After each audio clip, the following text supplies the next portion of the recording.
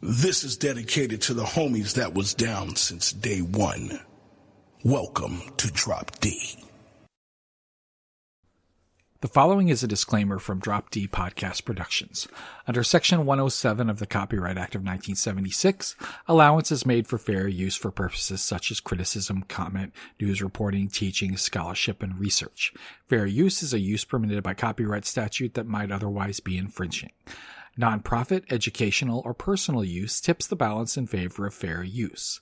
So if you publish some nonsense and we show it to be nonsense, or you lie to your audience and we call you on it, don't get mad, get better.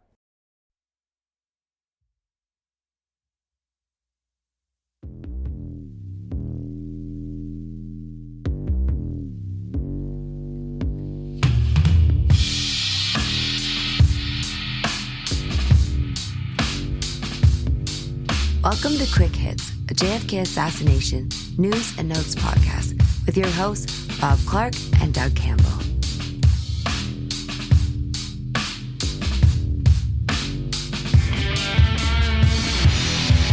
Hey, what is up? What is shaking? Welcome to episode number 54 of Quick Hits, a JFK assassination research news and notes podcast. I am but one of your hosts. My name is Doug Campbell, and with me, as always, is your co-host extraordinaire, Big Bad Bob himself, Rob Clark. What's up, Rob?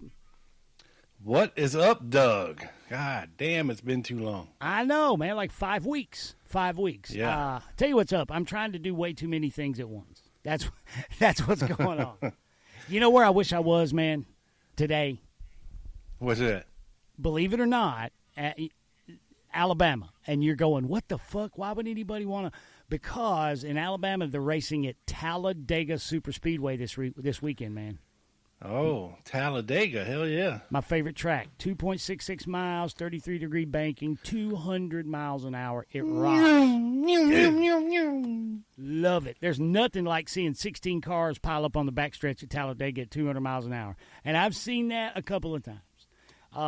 Hey, dude, we were there was a couple of us in the studio yesterday downstairs, and we were outside just bullshitting, right? Talking about NASCAR racing. There was some guy, and I don't know who he was, but he was in here for the session, right? And we were talking, and I was like, damn, I wish I could go to Talladega. And he's like, homie's like, I would never go to a NASCAR race. Would never go again. I'm like, I couldn't. I said, why? And he said, they're too woke.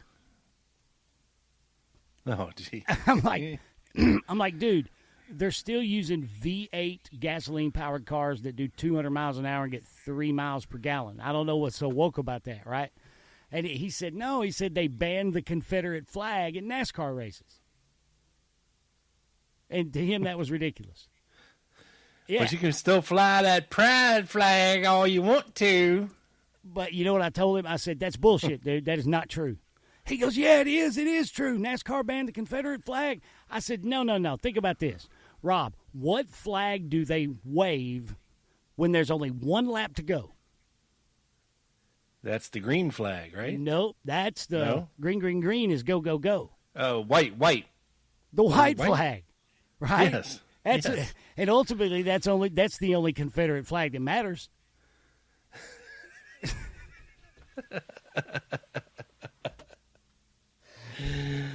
Oh, you're going to get us canceled, sir. Hey, man, no, I doubt that. I mean, it's like, and it's the only Confederate flag that accomplished what it set out to do. You know what I'm saying? So, and, that actually took him like 10 seconds of like tick-tock. It was like I heard Jeopardy music. Da, na, na, na. Then he's like, smart ass. But anyway, enough of that tomfoolery. Enough of my inane stories, Rob. Let's get to the assassination research, sir. Yes. And I believe you, my good man, are up first. And happy 420 to you and everybody out there. Spark them up if you got them, because you're going to need it for this show. Trust me. Hey, this is a true story, man. I was thinking about 420. It's like, what do you do to celebrate? So I knew my wife was at Publix. So I texted her to bring home a birthday cake. Hey, buy a birthday cake. And she's like, your birthday's in January. I said, I know, but, bring home. And she did. She actually bought the birthday cake. Still, no clue what I'm doing, the significance. God bless her. Yeah, I know. Homie just wanted some cake. Homie just wanted some cake. And it's like I say, it's the best thing about adulthood. You can go buy a whole fucking cake and eat it, and nobody can tell you not to. Right? Right. Yeah. It doesn't have to be, you don't have to be celebrating anything special. Just sometimes you just want some cake. Eat the cake, Tina. Anyway, all right, yeah. I got something for you that I found, buddy. Oh, I'm ready, man. I'm ready for the new stuff. And folks, make sure you stick around after the break as well, because that's when the show is going to get real, real good. Okay? And that's all I'm going to say about that. Not that this is not going to be good, but it's going to get even better after the break. So make sure you stick around for that. Spicy. I came across an article written by Alberto Miatello. Okay? I have no idea who in the hell that guy is. Okay? He sounds delightful. Yes, but I thought it's entitled 6 Compelling and Irrefutable Reasons Proving that President Kennedy Was Killed by a Well-Organized Plot. Oh, well, that's great. I thought we could go over these 6 compelling reasons, Doug, and discuss amongst ourselves and see if we concur or not. Okay?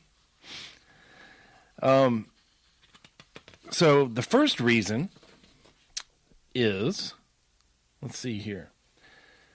Well, he goes over a bunch of statistics, like the likely odds that things would happen. Okay. Like your odds of winning the Powerball are 1 in 195 million, a shark attack 1 in 8 million, an asteroid impact 1 in 1.6 million, struck by lightning 1 in 135,000, a tornado 1 in 60,000, an airplane crash 1 in 30,000, a drowning 1 in 9,000. To be murdered, Doug, your odds are 1 in 185. Oh, wow. Wow. In a human lifetime. What about odds of Bill Belichick winning another Super Bowl? That's not on here. As it shouldn't be. But it's probably 1 in 800 trillion. So the total odds of the events above are more than 100 trillion times likely than the assassination of President Kennedy by a person alone, as evidenced by facts. Okay? This is what he's putting forth. All right. So I'm with him so far. Absolutely. Pretty crazy odds here. Okay? Very. And he goes through and like his 6 reasons and all of these other things and comes to that conclusion. So the first compelling reason, Doug, of the 47 totally reliable bystanders that testified that shots came from the grassy knoll area. Okay, that's his first compelling reason. Okay. Now, how does he know that all 47 bystanders are totally reliable, first of all?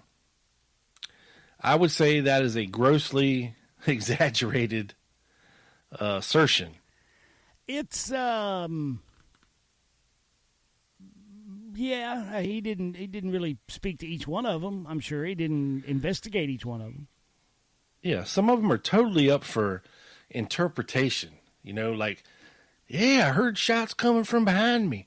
Well, which way were they facing? If they were facing, they could have been standing, where the Newmans were, on Elm Street. Depending on which way they were facing, that's where the shots came from behind them. I don't know if it was genius on the part of the plotters, foresight on the part of the plotters, or just sheer happenstance, coincidence. But the concrete canyon of Dealey Plaza, man, shit's gonna be bouncing all around. It's really gonna be. Yeah, and how many of these 47 bystanders are acoustical experts, or have ever ear witnessed a multiple shooting murder happen right in front of them? before? Likely none of them. Right. Okay. So when you're caught off guard by something and something happens that you're totally not expecting to happen, you know, it doesn't really register right away, other than the fact that, oh shit, that sounds like gunshots. I better get down. You know what I'm saying? If you realize what's going on that fast. Yeah. Oh, those were gunshots. Yeah, you might just stand there and be like, what was that? Huh.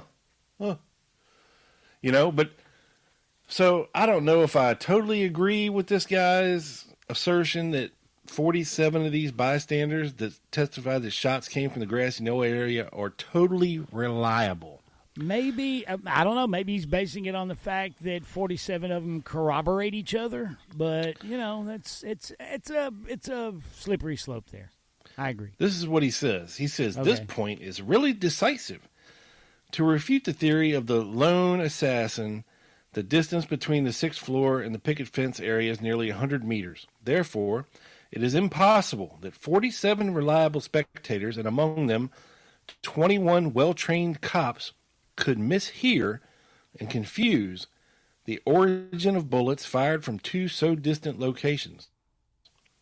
Therefore, many bystanders, such as James Tague, Gene Hill, the Newmans, S.M. Holland, Mary Woodward, Abraham Zapruder, were watching the presidential motorcade very close to the grassy knoll area, and dozens of them flocked on top of steps near the picket fence after the shooting.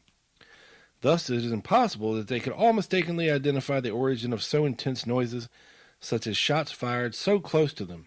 Now, let me stop you right there. Now that's true. Now, what he said there about there's no way you can mistake that because, man, and Greg Wagner and I talked about this on the recent the Dallas action. You know about when you stand behind that fence, the shock wave of that rifle would have knocked about 45 people down. You know, and that's where my cognitive dissonance. You know, and I know cognitive dissonance is a bad thing. I know this. But that's where I stopped short of planting that last foot, like with somebody right behind the fence, because that's when I stand. Like when I stood behind the fence in November, I stand there and I go, man, if I'm going to fire a 30-06 from here, there's no fucking way I'm getting away, unless I dive into a car trunk. And don't say storm drain. There wasn't enough room. But I don't know. I'm just rambling. I'm sorry. Go ahead.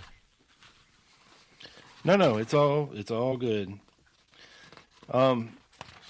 Yeah, you know, so 20 of these ear witnesses were apparently police officers or Secret Service people.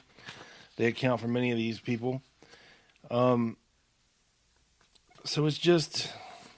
it's crazy that this many people would have. You know, I realize that some people would think that the shots came from the grassy knoll. And some people thought there were 3 shots. Some people thought there were 4 shots. Some people thought the shots came from behind them or in front of them. Or they felt bullets whiz past their head or you know, whatever the case may be. But to definitively say that, you know, these 47 ear witnesses are irrefutable, I think that's just being a little naive. I can agree with you there. Yeah, paper and supposition go. He certainly didn't vet each one of them individually, is what you're saying. Right. All right. So the second compelling reason that the official exhibit. Oh, I'm sorry. The second compelling reason. Pause. The official exhibit, CE-399, the pristine and alleged magic bullet that should have struck Kennedy and Connally, was not the bullet that Connally saw moments before his surgical treatment. Exhibit CE-399 is only a fake. Connally saw before his treatment? And then...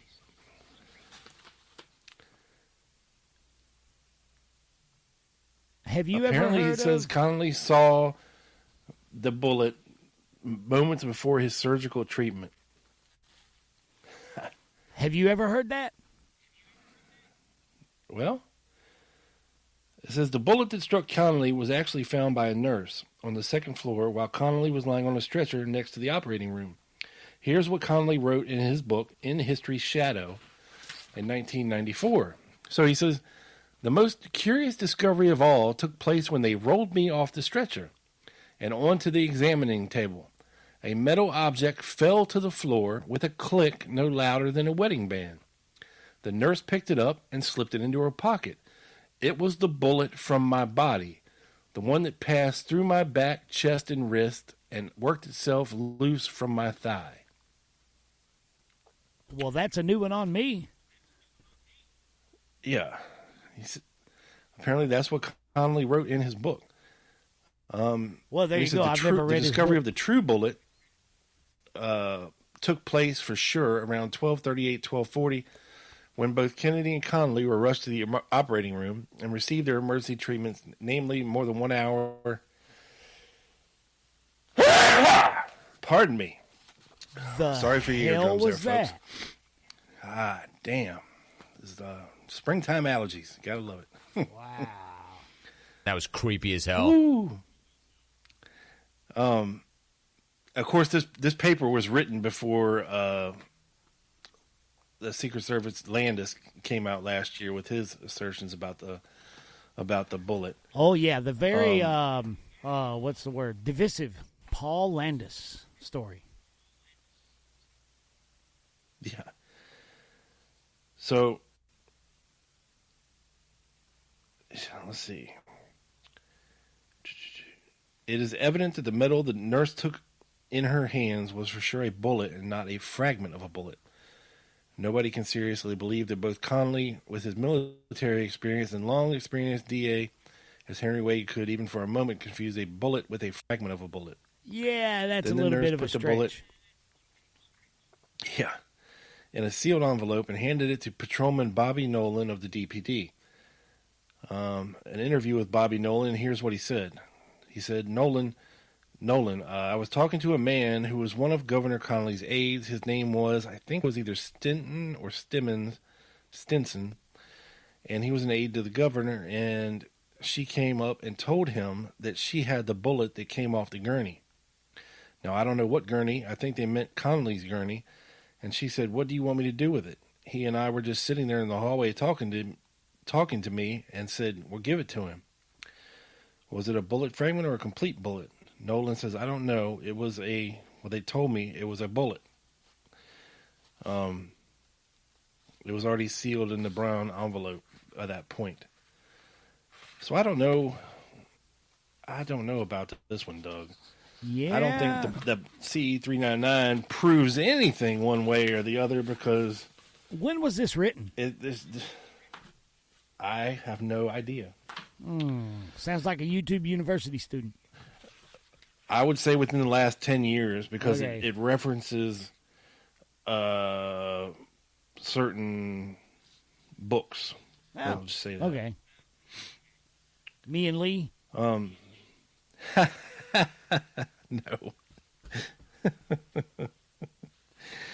That's fairy tales, Doug. Yeah, you wouldn't have read it if it did. Number 3, his third compelling reason. The injuries to the skull of Kennedy are clearly evidencing a frontal 60-degree oblique shot. Apparently, he also wrote another paper, Doug, in 2013 entitled Physics and the JFK Assassination, where he devoted a long analysis to the injuries to the skull of President Kennedy, and particularly to the problem of fragmentation of oblique bullets, trying to prove why it was physically impossible that the fatal shot to his head was fired from the schoolbook depository. The main points I emphasized in my paper were briefly as follows. That all the Parkland doctors and nurses who were the first examining President's wounds after the murder, and 21 doctors, technicians, morticians at Bethesda some hours later described a very wide occipital gap to the right and a much smaller hole on Kennedy's right temple. This description is fully consistent and compatible with a frontal shot from a shooter on the corner of the stockade fence of the grassy knoll. entering the temple of the president and exiting his occipital area after impact and internal fragmentation with obliquity of nearly 55 to 60 degrees due to the slight inclination of Kennedy's limousine to the left as Elm Street is curving left and converging to Main Street at that point. So basically, this guy's thinking he's solved it all and proves a shot from the grassy knoll. Now, when it comes to Kennedy's skull injuries, well, I will say, Doug, I think the expert on that is David Mantic. One of the few people alive to actually be able to see and examine the president's skull x-rays in the National Archives with the permission of the Kennedy family. Okay.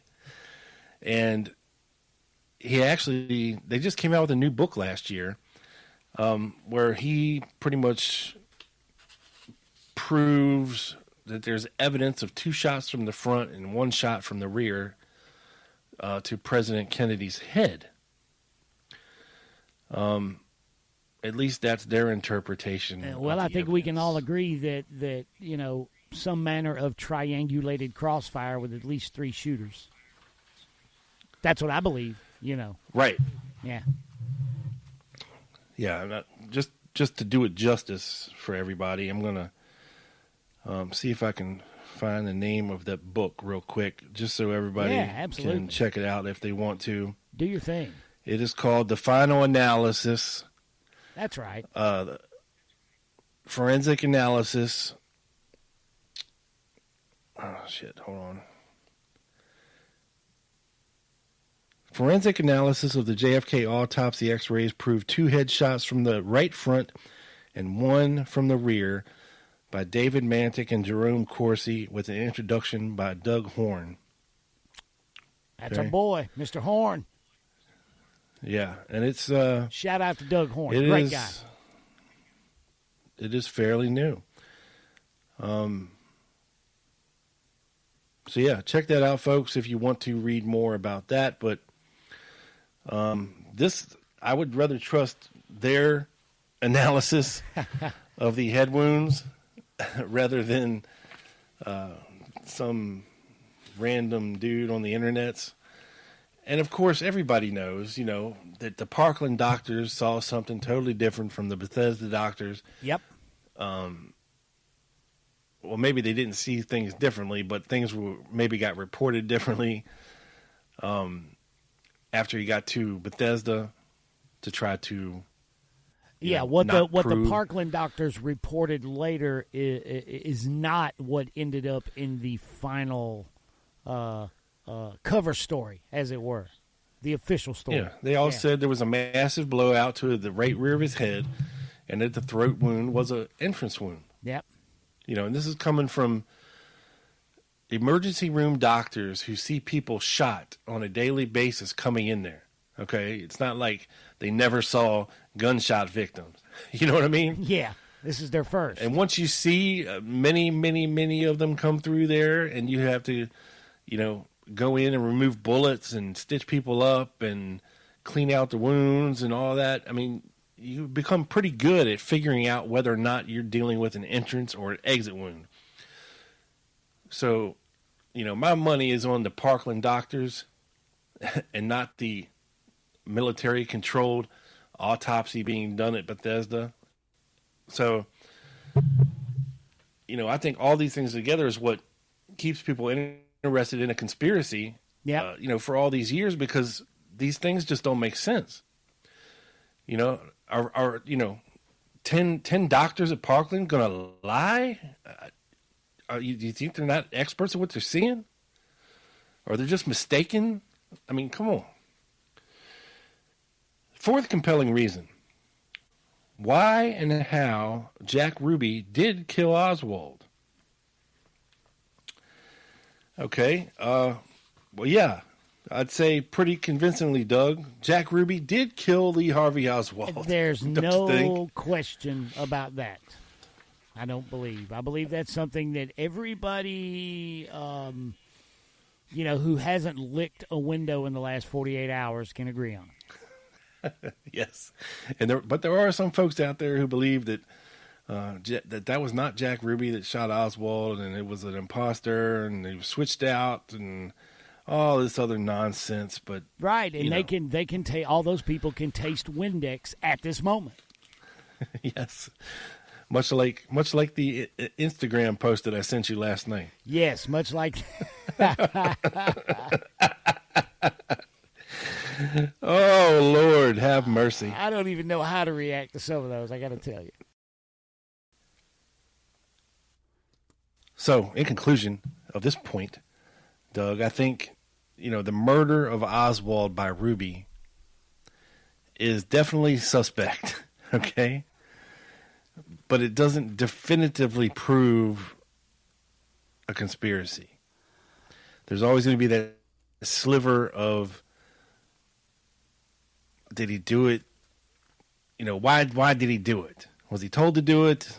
Did he do it out of his own volition type of thing? No matter how small that is, it's not definitive of a conspiracy. Is it a good indicator? Yeah. Is it a probable? Now let me play devil's advocate. Do you believe that? Do you believe? Not know. Okay, now that's a huge distinction, right?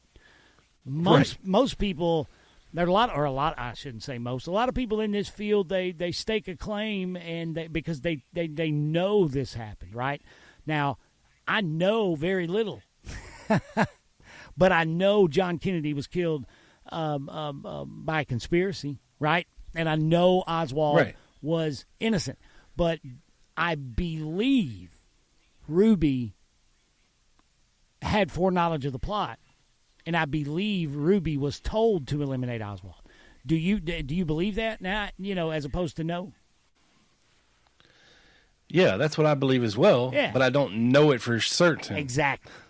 With 100% certainty, I wouldn't say it's a definitive reason that we can prove a conspiracy. And I'm not putting these out there as just to poo-poo them. But this is why lone nutters have a field day with some conspiracy theorists, because they put this stuff out there as 100% definitive proof that there was a conspiracy. But that is definitely not the case. You're leaving the door wide open for lone nutters to walk on in and start wrecking shop when you do stuff like this. Be a little more specific, is what you're saying. Yeah. Yeah, or just, when you're talking about this thing, you don't have to be definitive. You're not going to solve the case 100%. And even if you do think that you have, there's still going to be people out there trying to tear your theory down, and people that are not going to believe what you have to say, no matter how much evidence you have to the contrary. So the fifth compelling reason is the unexpectedly very high rate of premature deaths among people connected to the JFK assassination and the typical pattern of their deaths. Now, I do agree, Doug, that there were quite a few, and look, especially right after the assassination and leading up and during the HSCA investigation. I think something was definitely happening during the HSCA investigation to shut people up from talking. No doubt. A certain, we got the premature violent deaths of certain individuals with knowledge of certain things. The statistical probability of all that happening in that short period of time around the investigation of that stuff is, Right. So, according to unnatural death probabilities, the HSCA concluded that 15 of the 1,400 JFK-related witnesses, the odds of that happening are 1 in 700 billion. Now, these are big numbers, folks. A much smaller contingent, if you will, are 8 of the 418 Warren Commission witnesses that testified before the Warren Commission died within a year and a half of doing so. 8 of 418. The odds of that happening are 1 in 30 million. Really? Yeah. And an actuary of 13 of the 459 material witnesses dying in that year and a half after, or the 2 years after the assassination, is 1 in 100,000 trillion. That's a gigantic number. That's a number that's hard to fathom. That's even bigger than our combined plays and downloads per month. Yeah, by a couple. Yeah.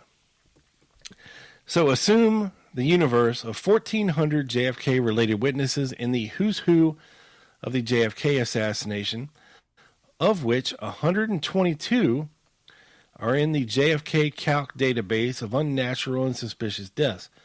Officially, from 1964 to 1978, there were 78 ruled unnatural deaths.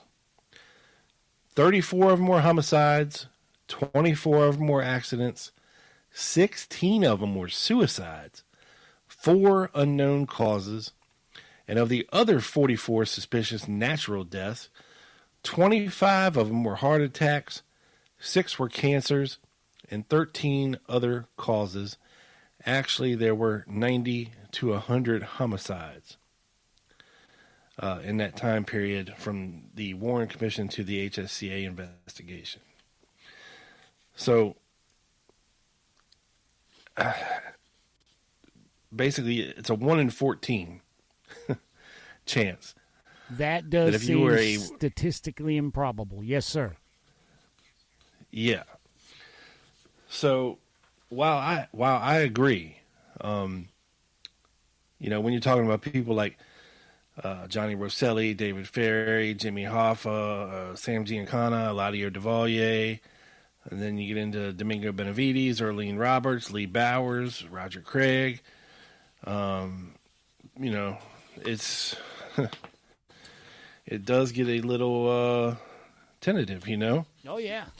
Oh, hey, speaking of Roger Craig, great episode. Your latest, The Lone Gunman podcast. Oh, thank you. Yes, thank you. And you have some people that are kind of associated but kind of not, like Dorothy Kilgallen, Jim Cothy, Bill Hunter. I think it is odd that 3 of the 4 people who met in Jack Ruby's apartment the night after he shot Oswald ended up dead within 2 years. Yeah, that's pretty crazy. What did they find? What did they find? Yeah. I've always wondered or what that. did they know? What did they talk about, Yeah, what did they I can see them going through, Jack's place together and finding something. Oh, shit. And then next thing you know. Yeah, but then you get towards the HSCA and you get to, finding Johnny Rosselli floating in a barrel, George DeMoran Shield killing himself, Sam Giancana murdered. It's just. Yep. I mean, I this is maybe the only one of these of the 7 reasons, but that I might agree with. Some of these things, the odds are just way too far out there. No, absolutely. I think you can definitely prove beyond a shadow of a doubt that a lot of these deaths associated with the Kennedy assassination are definitely suspect, for sure. It's not just, happenstance. The sixth compelling reason, the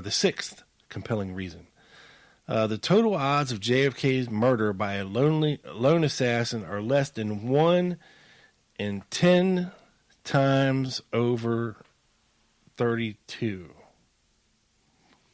Now, I'm no mathematician, but I think that means 10 multiplied by 32, which is a lot. Or is it 10 30 seconds? I don't know. It's 10 with an up arrow and then 32. So obviously all that means, I think it means a hell of a whole lot. We'll just say that.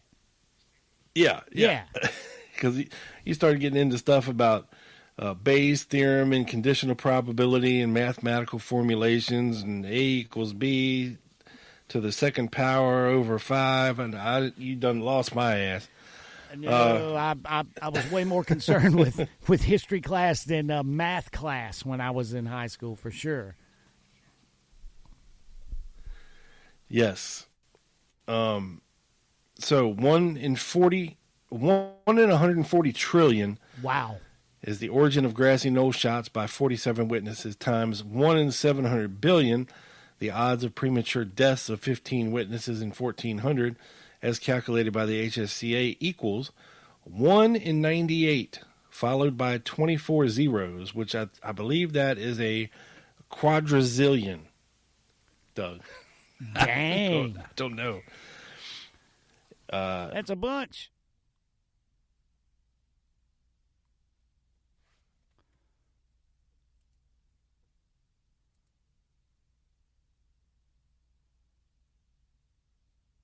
We have Albert Einstein on here, drawn on a chalkboard, and he could come up with something. You have no idea how the hell he came up with it. It sounds good, but what does it really mean? Well, what's the Kevin Costner line from Oliver Stone's JFK?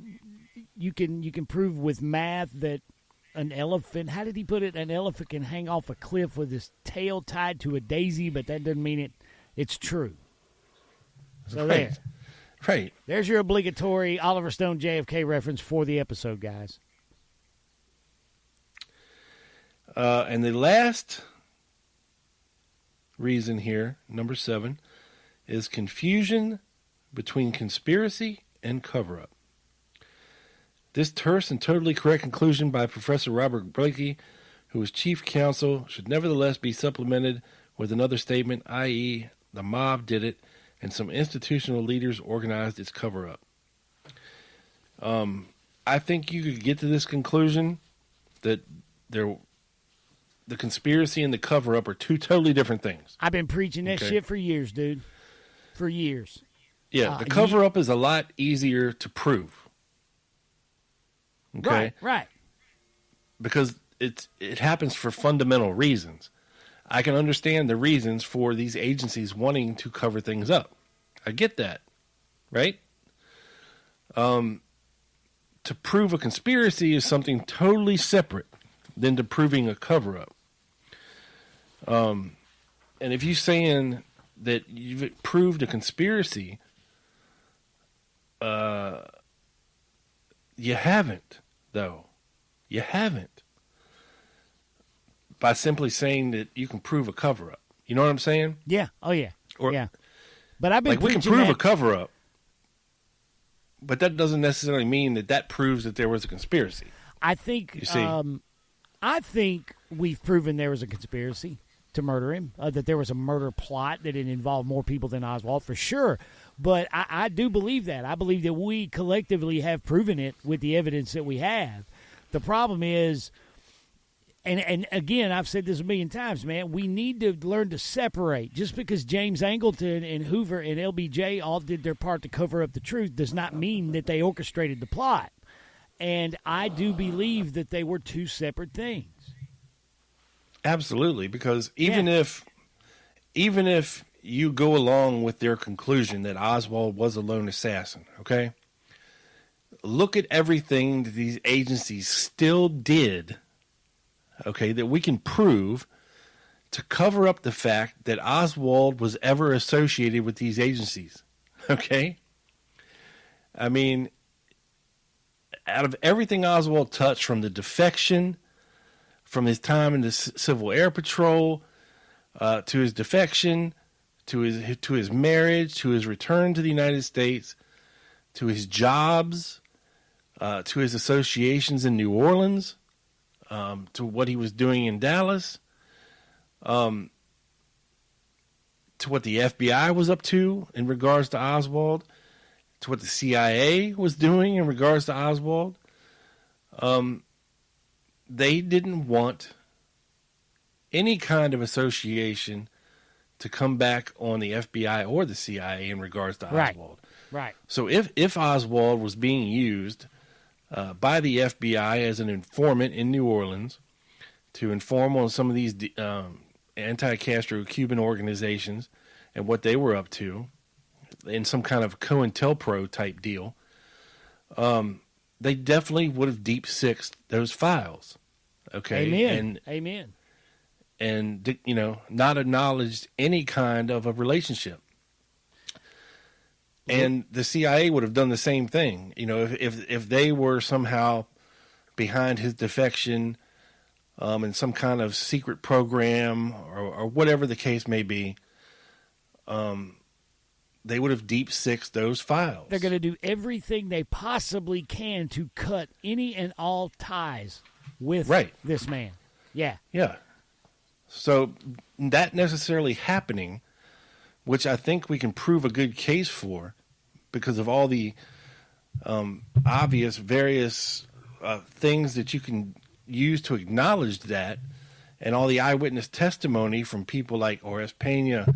I mean, Oswald himself asked for, Warren DeBreeze to come talk to him when he was in jail. Yeah. All these things that you can infer, Adrian Alba seeing him getting passed an envelope out of one of FBI car. Hey, after the fracas, the street fracas with the anti-Castro Cubans, when he appeared in court, all right, you had Emilio Rodriguez, right, an AMOT, a real-life AMOT was in the courtroom that day. There's a guy that worked for Joaquin Sanginis and David Morales. His brother, Ernesto Rodriguez, also a CIA asset, was in the room. There was a guy named Frank Barthez in the room. Frank Barthez, he was there. He was there watching Oswald in that little room. He took over the CRC for Sergio Arcacha-Smith after they ousted his ass. Not only that, Rob, but he had a cryptonym, AM Surf 1, SERF. Yeah. Frank Barthez ended up in the Congo flying planes for Rip Robertson with the commandos he took to the Congo, and that's non-refutable. That's not just some conspiratorial connection, guys. A CIA pilot who ran covert missions in the Congo from 1964 on was in the courtroom watching Oswald. All right? Yeah, or supporting Bernier and his buddies. Okay, who you could probably put some CIA ties to as well, since his organization, the DRE, was funded by the CIA, as well as the CRC, who, by the way, their office was above Guy Bannister's at 531 Lafayette Street. In Alan Dale's book, The Devil is in the Details, the one he did with Malcolm Blunt, there's a section in there where they are talking to, it's a transcript of a conversation that they're having with Professor Peter Dale Scott, right? And Professor Peter Dale Scott says in this conversation that we have to seriously consider that Oswald was working for someone else or under some other auspices than the CIA because of this reason, his attempted penetration of Carlos Bringay. And you know why Professor Scott says that we need to rethink that? He said because essentially what you have in that case is the CIA infiltrating the CIA. Or the FBI trying to infiltrate the CIA. Right. But he's saying it doesn't make sense for the CIA to send Oswald to try to infiltrate a guy that's already on their payroll. Right? Right. That's why I'm saying it's more likely the FBI was sniffing around. Exactly. These CIA operations. I mean, because then you have Carlos Quiroga trying to infiltrate the Fair Play for Cuba committee thing. Yeah. Okay. Yeah. And he's like, one of Bernier's right hand men in New Orleans, and he went to the FBI and asked him, "Hey, you want me to infiltrate this guy's FPCC thing?" And they were like, "Nope. Thanks, but no thanks, sir." So, this stuff starts piling up, but. Like I said, evidence of a cover-up does not prove a conspiracy. Is it a good indicator? Yeah. Do we think there was a conspiracy? Yeah. But Absolutely. Does it prove there was a conspiracy? No. So I would say on a whole that this article by, what was his name? Alberto, whoever the hell he was. That guy, yeah. We're sorry, Alberto. We apologize for Alberto Miatello. Sorry. Well, nice hey, try, good but effort, a swing brother. and a miss, sir. Good effort, swing and a brother. miss. Good effort, Yeah. though, man. We're a way to try to contribute, bro. Is what we're saying. Yeah. Yeah, we're Now, here for Doug, I was going to supplement this segment Yeah. with a list that I found on the Dead Forum of people that we can prove were involved in a conspiracy surrounding the JFK assassination, right? This is not that list that's like 7,000. It's the list. I printed the list off, Doug. Do you know how many pages it was? All of them. Every page in the world. 71 pages, and each page had probably 50 names on it. I'll give you $100 to save that for the Lone Gunman podcast. I printed it out, and I was like, dude, this would take forever to And go didn't over. the guy couch it later on like, okay, no, this is just people suspected of, after he initially presented it as like, here it is, the list of the conspirators. Didn't he do something crazy like that? Well, yeah. Originally, it was, here's a list of people I think were involved in the conspiracy to kill JFK. And, I mean, everybody under the sun, bro. Oh, The people man. I've never heard of.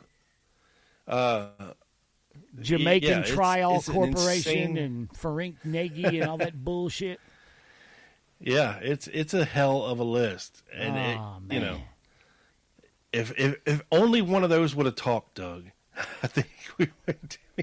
One of those 700,000. Yeah. Yeah. God damn. That were a tight-lipped football stadium full of people. Yeah, my God. How'd they find that many people that just ain't gonna say shit? I don't know. They're just lucky, I guess. The classifieds? Yeah, I mean, what are the odds? It's like one in We need to ask 10 Alberto. quadrillion. Email Alberto. Yes. Ask him to figure up those odds. Yeah, I think Yeah. I think it's a Richard Sharnon alias. To be honest with Oh, boy. Not that again. you. Yeah, this is mathematic bullshit written all over it. But yeah, I just thought that it'd be some interesting fodder. Anyway, I think we pretty much poo-pooed it pretty good, but of course, there's a couple good points there, but nothing that's going to definitively prove a conspiracy to everybody Hey, man. all at once. I did an episode of the Dallas Action with Alan Dale one time, and I read off this list of 57 names, right? I said, I want everybody, Alan, you too, and I read off this list, right? Like, just nod or shake your head if you think they had prior knowledge or were involved, right? And I read off this list, and at one point it was Alan and John Foster Dulles, and I kept going and I kept going. And I made the point, I said, now some of you guys out there nodded your head to every name on that damn list, even though John Foster Dulles had been dead since 1958. Yeah. And that puts me in mind of the list there that you had. Yeah. Anyway, hey, Rob, Yes, sir. let's talk about a mysterious redacted document. A very short one. Let's You want talk to? about it. All right, look, we got to talk Yeah. about a couple of people, too. A couple of people that may be known to the research community. I want to talk about an individual very well known amongst those who study the JFK assassination, and that is somebody who is familiar to you, Rob, Bernard Fensterwald. Oh, Bud. Oh, Bud. Now, Bud, a little background for everybody who may not be familiar. He was already a very prominent lawyer when he inserted himself into Jim Garrison's investigation in the late 60s. He, at various points in his life, represented several people connected to the assassination narrative, Rob, including Richard Case Nagel, Watergate burglar James McCord, James Earl Ray, and Mitchell Werbell III, believe it or not, the guy that Roy Hargrave said made the sound suppressors used in Dealey Plaza. Now, he also, Rob, I just found this out recently. I didn't know this. He organized what is believed to be the first JFK assassination research conference in 1971. 1969, he founded the Committee to Investigate Assassinations with Richard Sprague. Yeah, it's a clever acronym there, Very folks. clever. Very clever. See, that's the CIA. investigating the CIA. The Committee to Investigate Assassinations. Now, this guy... CIA. Very clever. Very clever. Yes. Very, very... Wait. What an absolutely incredible coinkydink. I agree. 100%. Now, according to some people, and I really I've never really studied much of Mr. Fensterwald's work. I've read his books, but that was years ago. He had several questionable ties to Watergate, Rob, before and after the crime. A lot of people don't know that he had a good friend. He was good friends with John Paisley. Are you familiar with that name, Rob? I am not. John Paisley was the CIA's liaison or cutout to the Watergate Plumbers Unit, and he was Fensterwald's neighbor. On September 24th of 1978, Paisley disappeared after setting sail on the Chesapeake Bay with his sloop. On October 1st, his body was found floating in the bay near the mouth of the Patuxent River with a gunshot wound to his head and weighted dive belt around his waist, ruled a suicide.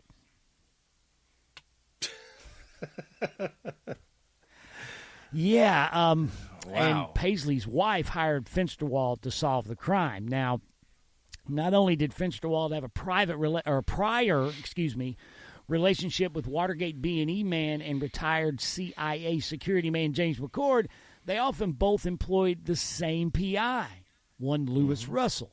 Fensterwald wrote 2 books on the assassination, Coincidence or Conspiracy, and Assassination of JFK. Rob, he was the co-founder of the Assassination Archives and Research Center, and was, believe it or not, the first choice as chief counsel for the House Select Committee on Assassinations. Now, I'm going to ask you, Rob, a question that I asked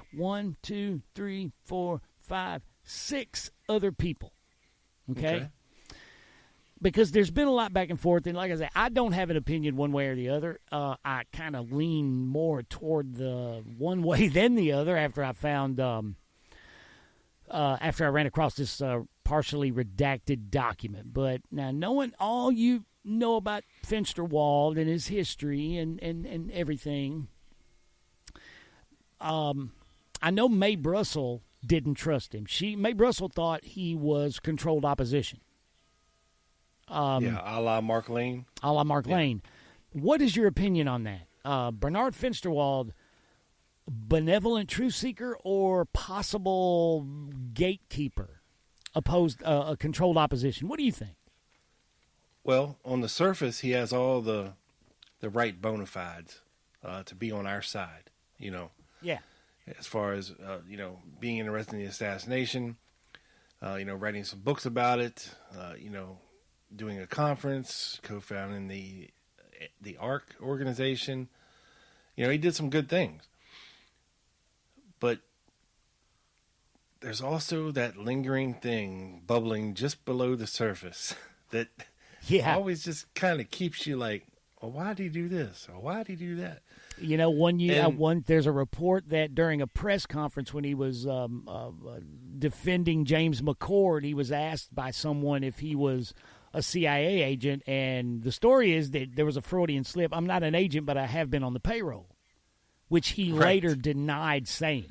So there's that, Yeah, and he also was asked point blank before that as well, or it might have been around the same time, and he kind of pointed out, look, in the late 50s, early 60s, I was involved in litigation, actually suing the CIA on behalf of other people, and they don't like me very much.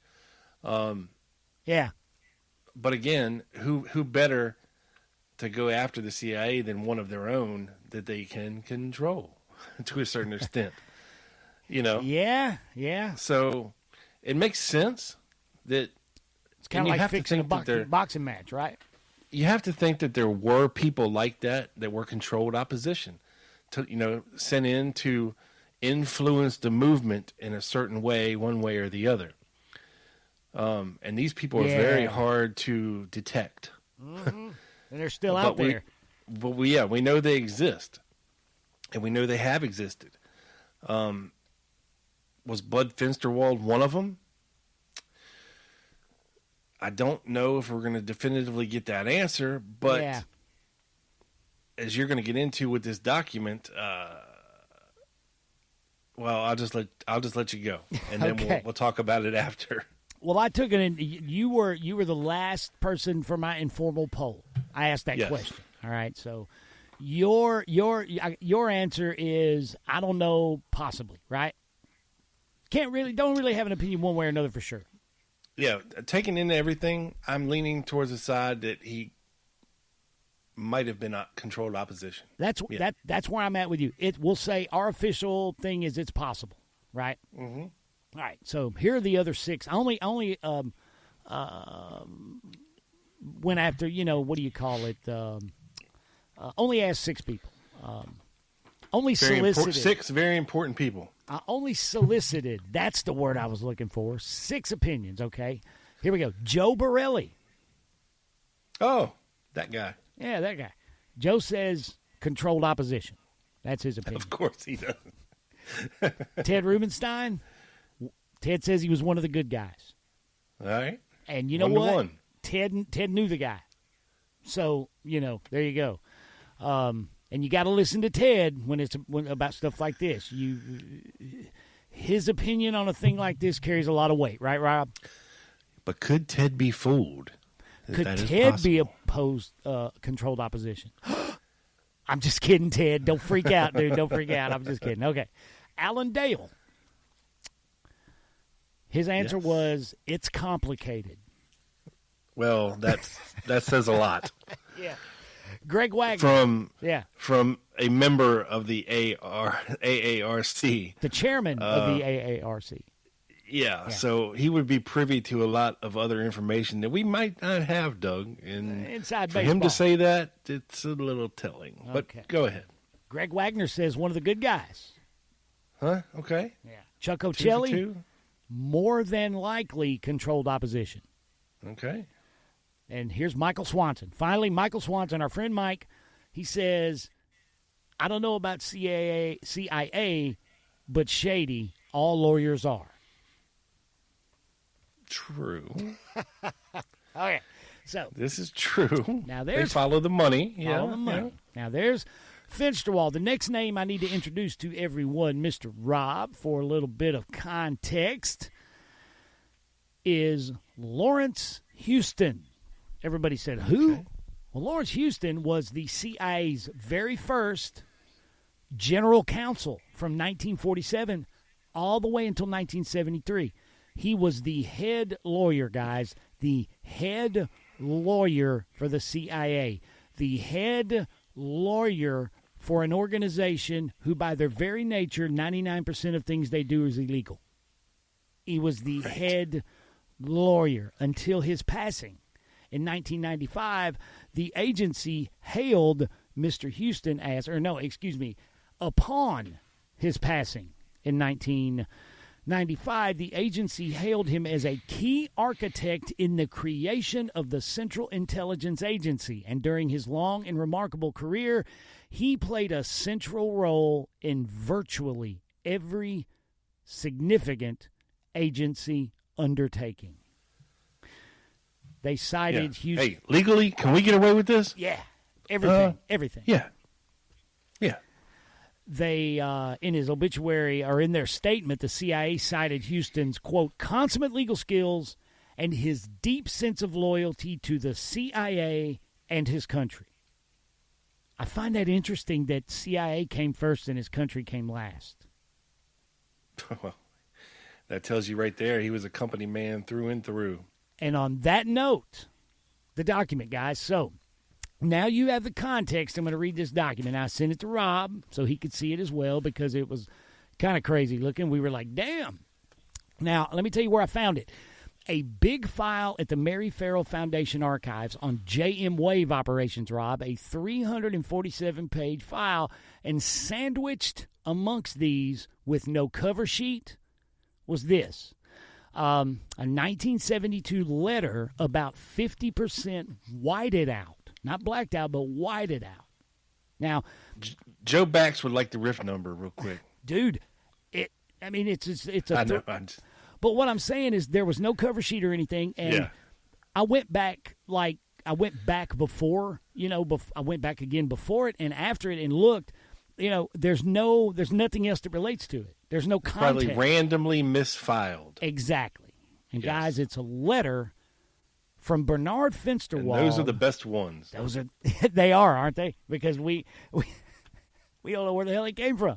They stand out. They stand out when you run across them, especially letters like this that are whited out, where they're whited out. Now, this not is black redacted, but whited out. yeah, and they miss Yeah. some words. Yeah. They miss some words.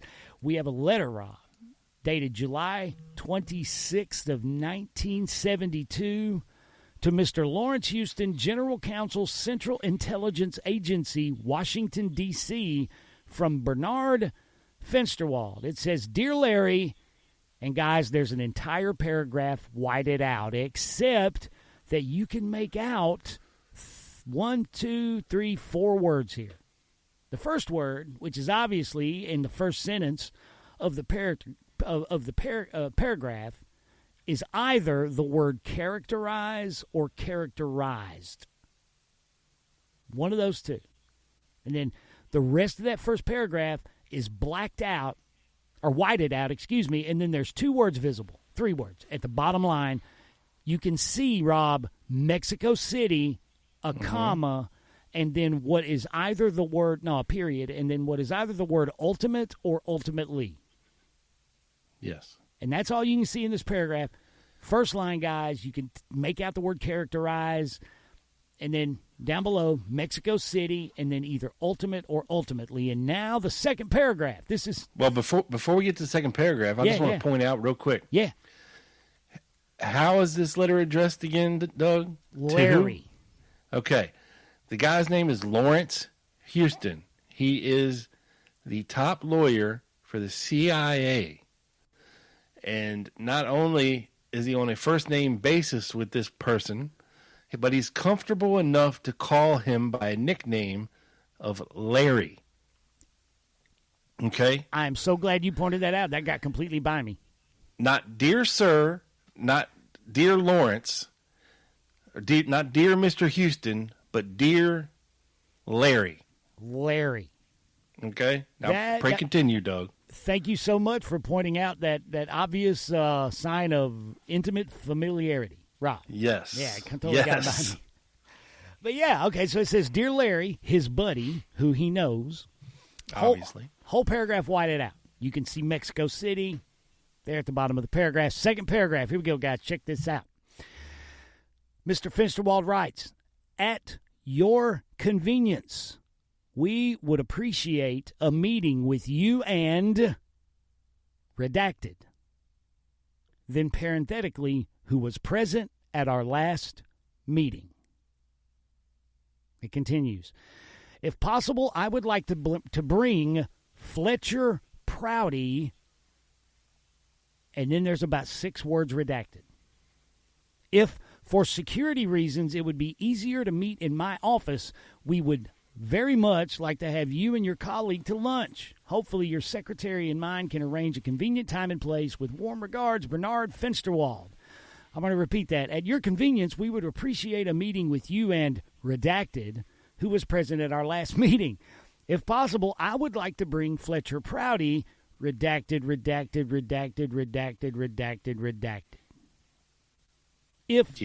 Yeah. Now that is suspicious as hell. I don't care who you are. 1972, yes. Bernard Fensterwald is writing a letter to his good buddy Larry, who's Lawrence Houston, the General Counsel of the Central Intelligence Agency, and he wants a hush-hush clandestine meeting somewhere, and he wants to bring Fletch, and he doesn't want anybody to know.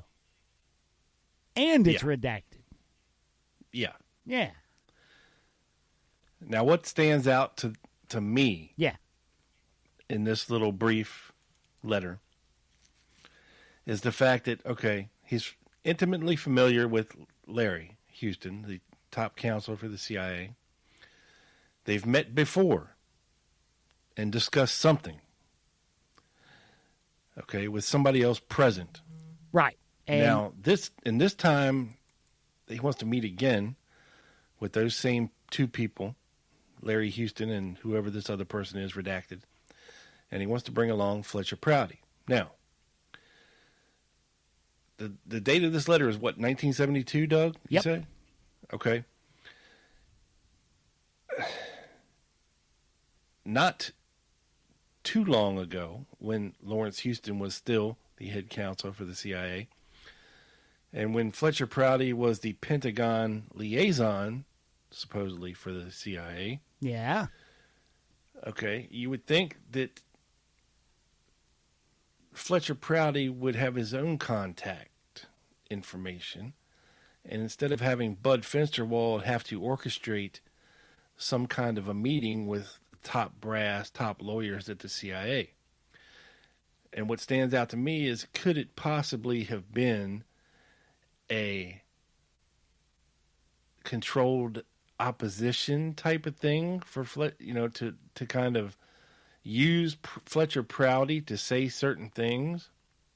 Or was this a meeting of Fletcher Prouty inquiring about what he could say legally without getting in trouble?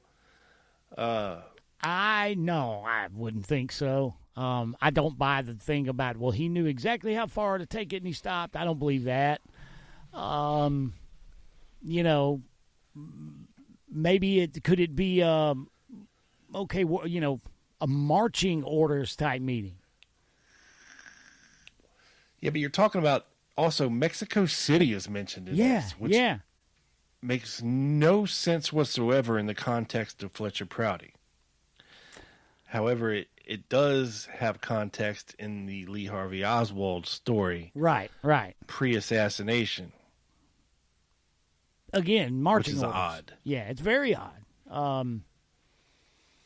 But, and then I don't, there's no way, of course, all we can do is speculate, but the 6 words that are redacted between Prouty and if, could it be, I want to bring Fletcher Prouty to something, to do this or to hear this or to say this or whatever. Yeah. Present this or something. You don't know. It could be Steer anything. things in a direction. Because it was about this time in the early 70s that Prouty was starting to get involved in the whole JFK assassination conspiracy milieu of people, if you will. And he inserted himself into the Watergate thing when he publicly claimed that just sort of out of nowhere that I believe Alexander Butterfield was a CIA agent who was a plant inside the White House. Yeah. And then I believe he ended up redacting that or, retracting denying it or something. Yeah. And, that didn't happen very, very long after that. But you're right. That's about the time, the gallery articles and stuff started to pop up. Was the early 70s. Very conspicuous timing, if you ask me, Doug. Very, very. But, I just wanted to put that out there. Get your take on it, sir. And I think you're like me. It's suspicious. It is sus as hell. When you got who's supposed to be the most benevolent and truthful whistleblower ever in the case, and Bernard Fensterwald soliciting hush-hush, out-of-the-way meetings with the chief lawyer for the CIA, essentially a month after, well, wait a minute, what was the Watergate break-in? June 72? Yeah. Oh, dude, this is the next month. Yeah, this is July. Yeah. So this is the next probably, month. And this. They're not meeting with a CIA agent. They're not meeting with any kind of CIA brass. They're meeting with the top lawyer. This has something to do with legalities. 1 month and 3 days after the Watergate break-in, I believe. Let's see. Wasn't it June 23rd, or is that no, that's the smoking gun tape. I apologize. The smoking gun tape, this is a month and 3 days after the infamous Watergate smoking gun tape, guys. Yeah, so this lines up with the whole Butterfield thing pretty good. Yep. If they were trying to throw that guy under the bus or whatever the case may be, to use somebody like Prouty. June 17 was the actual break-in. So the month after the break-in. Yeah. Yeah. I don't know. It's definitely suspect all the way around. We got to get our ducks in a row, guys. Big time. But what's so weird about it is that, okay, the first paragraph had something to do with Mexico City. Was the meeting to discuss whatever this, in the first paragraph, that had to do with Mexico City? When you think Mexico City, you think Lee Oswald in Mexico City, CIA, wiretaps, impersonations, Sylvia Duran, Elena Garro, Asquith, all that stuff. Like what the hell? Why is Prouty and Fensterwald, why are they meeting with the CIA lawyer about Mexico City? It's very cryptic and fascinating. And I think Fletcher Prouty has told us a lot of big, tall tales. So I'm going to go ahead and just assume it's sinister connotations here. And if you don't like it, I can't help you. I can't help that. Prove us wrong. Prove us wrong. That's right. Right. Find the unredacted document and please send it to quickhitsjfk@gmail.com. And please, more drunk people in the YouTube comments section who are mad. Please. Yeah. All right, Rob. It's been a hell of a morning. We got more. We got St. Patrick, and I'm going to have to throw a flag, Rob. I'm going to have to throw a flag. We'll get to it. Yeah. Got to throw a flag, man. Blow a whistle, throw a flag on the play. Personal we got some foul. more to talk about with them jokers from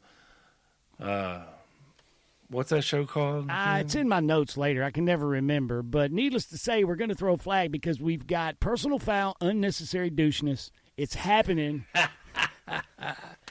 But we're going to do that right after these words from the best fucking hot sauce on earth, Silk City Hot Sauce. Here we go. We'll be right back.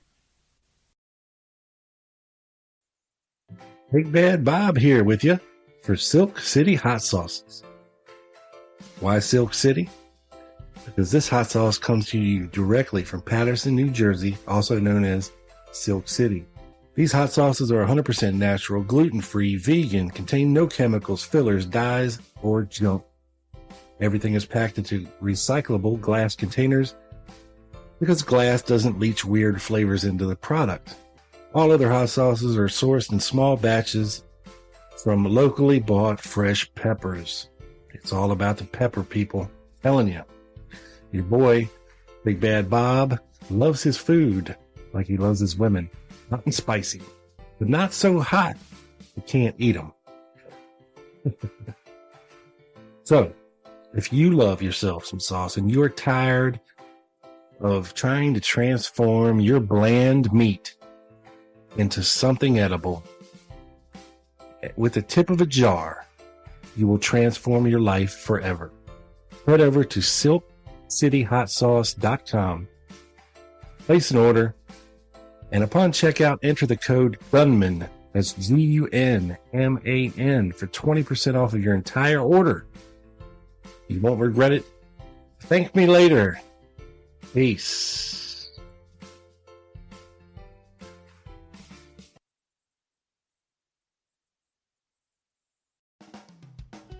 Hey guys, this is Doug, your humble host, and I want to take a few and tell you about a new book that is a must-have, and that book is In Denial, Secret Wars with Airstrikes and Tanks by our friend, researcher, historian, and author, Larry Hancock, from Campania Partners Publishing.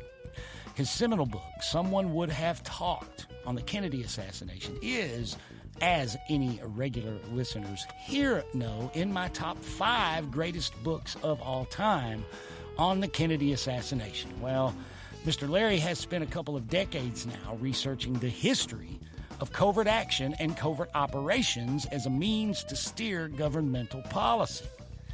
With books like Shadow Warfare, Surprise Attack, Nexus, and Creating Chaos, Mr. Larry has published some of the most sound and logical historical analyses of deniable covert action and the tactics and tools of the national security state available today.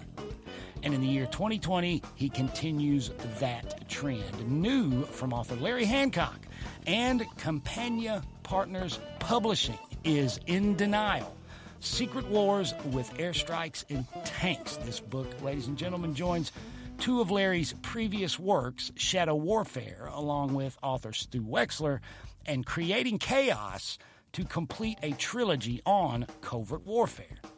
The new book by Larry Hancock, In Denial. Larry explores ongoing conduct of official deniable military action for 4 decades during the Cold War and its 21st century resurgence, including the most detailed and exhaustively researched and written operational account of the Bay of Pigs invasion written to date. Yes, that's In Denial: Secret Wars with Airstrikes and Tanks by Larry Hancock from Campania Partner Publishing. Available now at Amazon.com in both Kindle and paperback editions.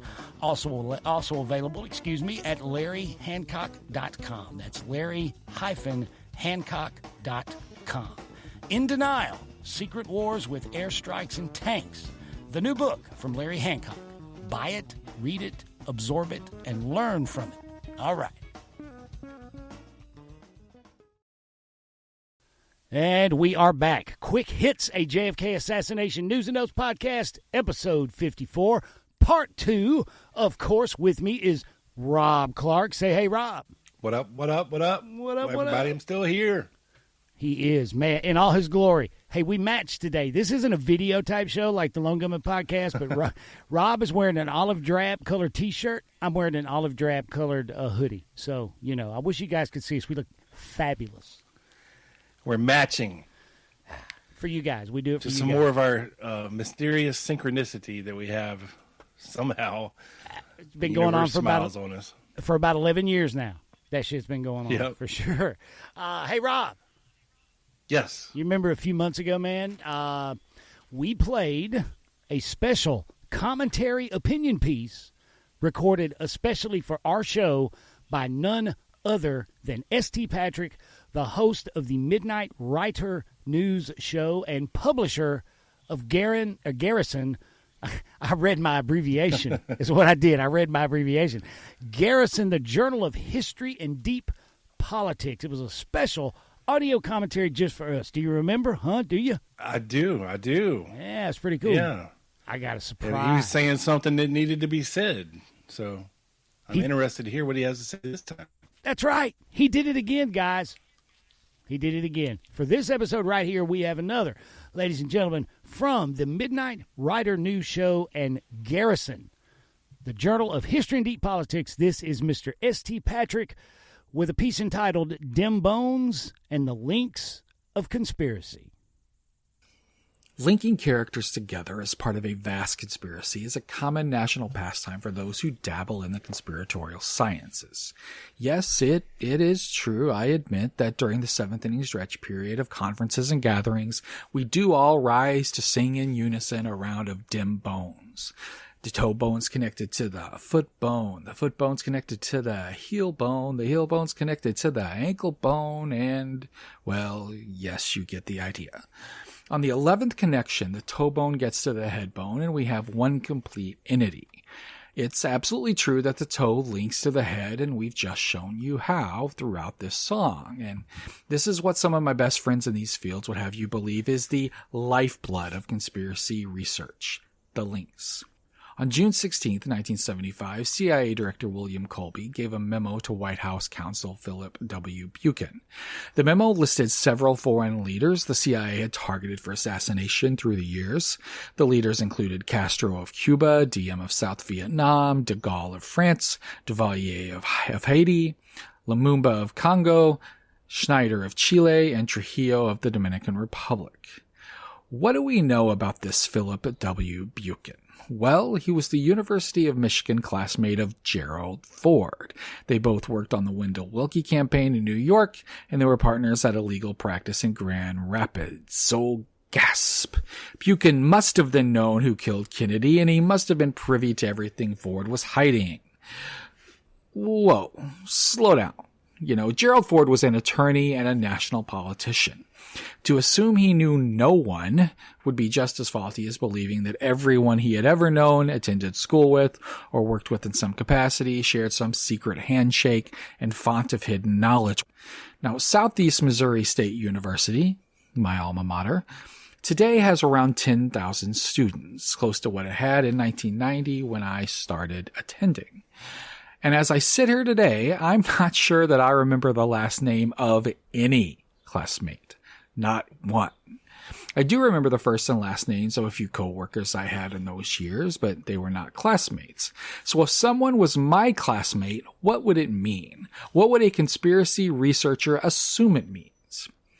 There are also a lot of loose familial assumptions being made in these communities, links such as, well, he was the cousin of, or his cousin was married to. These things are spoken of with such certitude of importance. Well, I have over 20 cousins, and as an adult, we're all spread across the United States, and the number of cousin spouses that I know anything about personally can be counted on one hand with unused fingers remaining. What does it mean if someone is married to my cousin? What would a conspiracy researcher assume that we share if someone was married to my cousin? There also exists quite a bit of, they served at the same military base. And I would ask this again. What does that mean? Every nefarious person that has ever served in the military probably served at the same base with thousands of other people, especially as they move across the bases, across the country, and across the world. What can we assume with great assurance is the secret link between any two of these people? So let's take an example that I can prove is real, and a very specific example at that. I know my best friend. And I've known my best friend since we were mere pups because our mothers were friends. We grew up together, and throughout high school and college, we saw one another on most days.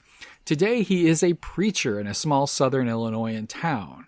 He's also a biblical literalist with a degree from Liberty University. I classify as a Christian, but I enjoy reading biblical textual criticism from authors such as the atheist Bart Ehrman. So as you can imagine, this makes for some pretty amazing and interesting conversations with my best friend. But okay, if you just knew someone had been my best friend since childhood, what could you assume from that? As a researcher, what would you honestly assume that we share? Because there's a pretty good chance that no matter what you assumed, you'd be wrong. The situation is probably the same in your own life with your own friends, yet you don't allow that to be the case in your research because you're so desperately trying to find undocumented meaning in these links. What if you were responsible for the actions and ideologies of your former classmates, or your former coworkers, or your former friends, or if you were in the military, those who spent time at a base where you were stationed? What if researchers made rash assumptions about you because of who your cousin was married to or who your wife worked for? There is knowing and there is guessing, and when you don't know, you guess. And as an historian and educator, that's problematic for me. I also can't imagine being someone who gets yanked into these spotlights by having been born into or existing on the periphery of one of these cases. Imagine being a former co-worker of Lee Harvey Oswald. Not an active decision that you ever made at all, as no one ever said, hey, I want to work somewhere where Lee Harvey Oswald works. But imagine being one of those people and having to deal with researchers for the remainder of your life. When one researcher speaks with you and documents it, that's never good enough. Every other researcher feels that they must also ask their own questions. There is never enough. You are doomed to a life of these telephone calls that knocks at the door. And if you begin refusing them, well, then we all know what happens next. They're obviously hiding something. So because they won't speak to researchers number 42 and 49 who have called them and shown up at their doorstep over the years, they're hiding something? When are they allowed to say, no thank you, and please leave me alone? I mean, why would they when I say? I mean, how dare they? Don't they know that you have a book to write and a file cabinet to fill? The nerve! The nerve! Well, the CIA probably got to them anyway, right? Do we really need to believe that everyone who considered Charles Lindbergh a friend was a fascist? Do we really need to believe that everyone who married into Eugene V. Debs' family was a socialist? When we have no evidence of someone's ideology, the link is not good enough. It's bad history. Well, in fact, it's awful history, and it's a practice that needs ended.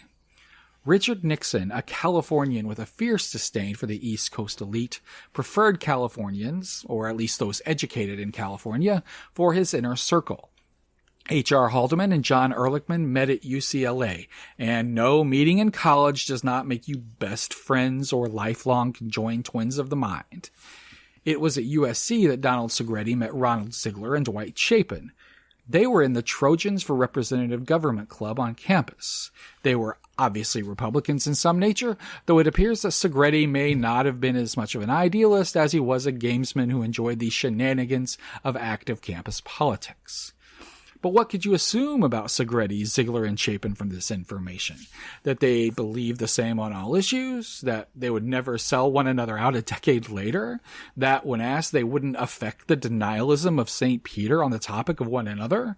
Just what would you assume because they were linked in college?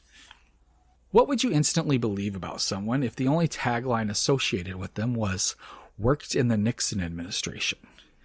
Now, come on. Be honest, you would think something when you hear "worked in the Nixon administration." But what if the tagline was "worked in the Kennedy administration"? What would you assume then?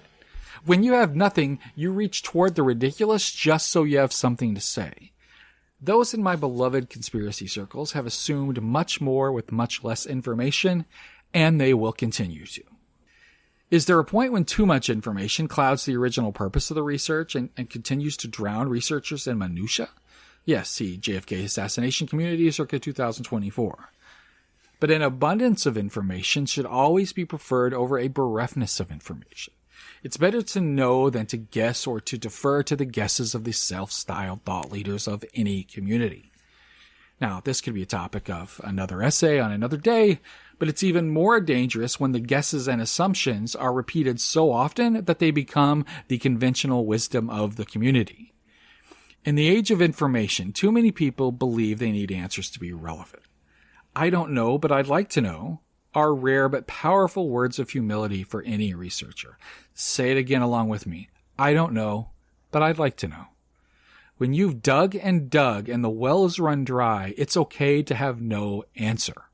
It's powerful to wonder as it keeps the search going. We know that no one in government should have a rush to judgment, correct? But should that not also apply to the world of conspiracy? No matter how loudly you sing about the 11 links, dim bones do remain dry bones throughout the song. I'm S.T. Patrick for the Midnight Rider News Show and Garrison, the Journal of History and Deep Politics. Okay, Mr. Clark, thoughts? Right off the bat, I would say what he's telling me is just because Prouty and Fensterwald met with Lawrence Houston, it doesn't mean they were doing something nefarious, right? Right? Yeah, I guess we're guilty of making some of these same assertions, but I think it also has to be individually characterized to the content of the character of those involved and what we know about them. I think it's okay to infer certain things for certain people in certain situations based on the knowledge that we already know.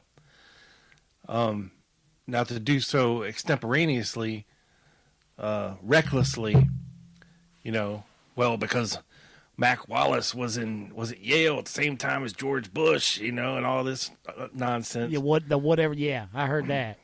So, I get what he's saying, but I also think that it is okay to infer some things, to speculate about some things based on known information and facts that we can prove. Well, speculation can also be defined, and I think for people like us, as an idea, right? And until that speculation occurs to you, you either make revelations in two ways. You stumble upon them, right? Oh, wow, look at this. This means this. Or you're pursuing a line of inquiry. and I think a certain amount of speculation has to happen for the idea to occur to you to pursue that line, to get to a conclusion, right? Yeah, because we didn't get on here and definitively say that Bud Fensterwald is working for the other side and this, that, and the other, or Fletcher Prouty one way or the other. But when you take we looked at the entirety of their known careers and the things that they did, that we can prove that they did, and put it into some kind of context that makes sense. It's not wild speculation, it's informed speculation. And there is a distinct difference between the two. But I get what he's saying, and it makes for conspiracy fodder. It makes us easy targets for the lone nuts. To just throw things recklessly out there, connecting people, places, and things due to, random events. Right. Beyond their control. I get it. I get what he's saying. It's a topic. It's a topic you and I have talked to. Right? I'm sorry. Go ahead. Yeah, I mean, we'll take Bill Frazier for example. Example. Yeah, he didn't ask to be involved in this whole thing. Okay, he happened to be working at the same place that Lee Harvey Oswald worked. His sister happened to, drink afternoon coffee with Ruth Payne and the other hens in the neighborhood. When they sat around and gossiped and whatnot, and he didn't ask to know Lee Harvey Oswald, okay? But the universe decided to put these two together, working in the same place, riding in the same car, talking the same things. But we can also prove that Bill Frazier has not been 100% honest about things throughout the years. Exactly. He has contradicted himself many, many times in the course of the time since the assassination occurred and up until the present.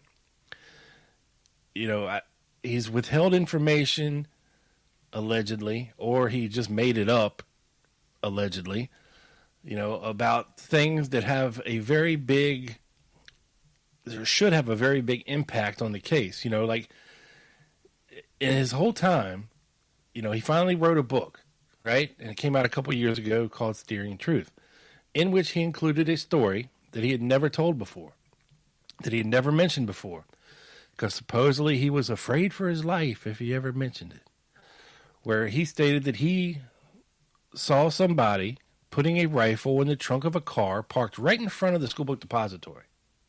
Okay? Now, that's a pretty big revelation. That not only does nobody else ever say, and there was a lot of people and things going on in front of the school book depository that somebody else would have likely seen, somebody carrying a rifle and putting it in the trunk of a car. Okay? It just makes no sense. One time he says he sees Oswald come out the front of the depository, down the steps and across the street up to Main Street and disappear. A couple years later, now he sees he must have came out the rear of the school book depository, came up Houston Street, and then he lost him in the crowd as he crossed over, heading towards Main Street. So it's little things like this, why did you go downstairs to eat your lunch after the assassination? Is that what you do after you witness the president killed right in front of you? You think, man, I'm really hungry. I need to go downstairs by myself and eat in the basement. Yes. Or would you want to know what the hell just happened and be interested enough to, talk to your coworkers who are still outside, man, I can't believe this just happened. Oh my God. You would think that that's everybody's reaction as you end up standing around outside gobsmacked. The whole world comes to an end. Yeah. Yeah. So, but did he really do that? Because who knows? The pictures we see, he's still standing on the steps like staring off into La La Land. Man, that guy didn't answer any questions with that book, did he? No, he created more questions than he answered. But that's just an example of, somebody who didn't ask to be put into the situation that he's in. Like Roger Craig didn't ask for the assassination to happen. I mentioned on the show last night, imagine a world in which the assassination didn't happen. Would Roger Craig's life have been dramatically different? Probably so. Oh, man, 180 degrees. Would Buell Fraser's life have been dramatically different than it was? Yes. Yes. So these people didn't ask for this. It's a series of unfortunate events. That's what I call these things, these lemony snickets of the assassination. It's a series of unfortunate events that lead to a drastic change in one's life. And it can go dramatically downhill like Roger Craig's. Or it could go just in a different path, like Buell Fraser's path that he took through life. Or, I'm sure the Newmans were never the same after this. Zapruder's life changed altogether. These Secret Service agents' lives that were there that day changed in an instant. Jackie's life changed in an instant. Man, it's just, and none of them asked for this. The shock waves from those bullets are still going. Yes. Yes. And the epicenter was right there in Dealey Plaza. Right. The shock waves are still affecting. Right? And you have people that for some reason who aren't even involved in all this, but who may have been tangentially close to the situation that want to insert themselves into the story, a la Beverly Oliver, a la Judith Baker, a la James Files, a la Chauncey Holt, a la, you name it. Okay? From saying, hey, I'm the one that pulled the trigger to, I'm the one who's standing there taking this movie, or I'm the one who was banging this guy on the side, or, whatever the case may be. If they hadn't made these assertions, their life would be totally different than what it is. Yeah. I actually thought about Beverly Oliver when you were first talking about, bringing up Roger Craig and Fraser. There's people who never in a million years wanted to be involved, even after the fact, wish like hell they had never been involved. Like I'm sure Roger Craig, I'm sure he just wished it never happened, to people who, for self-serving purposes, do the opposite and rush and clamor to associate themselves with it. Right. Yeah. You have two totally polar opposites. Mm-hmm. But the commonality of the two is that their lives changed in a different trajectory after this happened, after doing so. Would Beverly Oliver be singing on the grassy knoll 50 years after the assassination if she had never said, I'm the babushka lady? Would she have sold more ventriloquist gospel albums? Probably not. Would Judith Baker be involved in the whole conspiracy industry, in the conference industry right now? No. Oh, man. Oh, yeah, exactly. Would we be sitting here having this conversation? No. Right. But I get what you're saying. Yeah, 100%. And she is in the conference business. That's the real. It's like dog poop on your shoe type thing about the whole thing. Is it's an LLC. Yeah. It is an LLC. When your business is JFK Conferences LLC. Yeah. That is a business. That's LLC is to make money. That's what they're for. And she hasn't went away. She's associated with other people under the surface. Yeah. Well. And you can figure that out real quick if you just look a little bit of who is pretty much taken over what she started to do, and the people that are still associated with that mindset of folks, and the people that speak at those conferences and go to those conferences, and they believe her wholeheartedly. Yes. Yeah. And other fraudsters as well. Oh, boy. Yeah. A lot of those out there. But, yeah, man, that was S.T. Patrick. Yes. Good job, ST. Good job, ST. We appreciate that, buddy, and keep them coming. Keep them coming.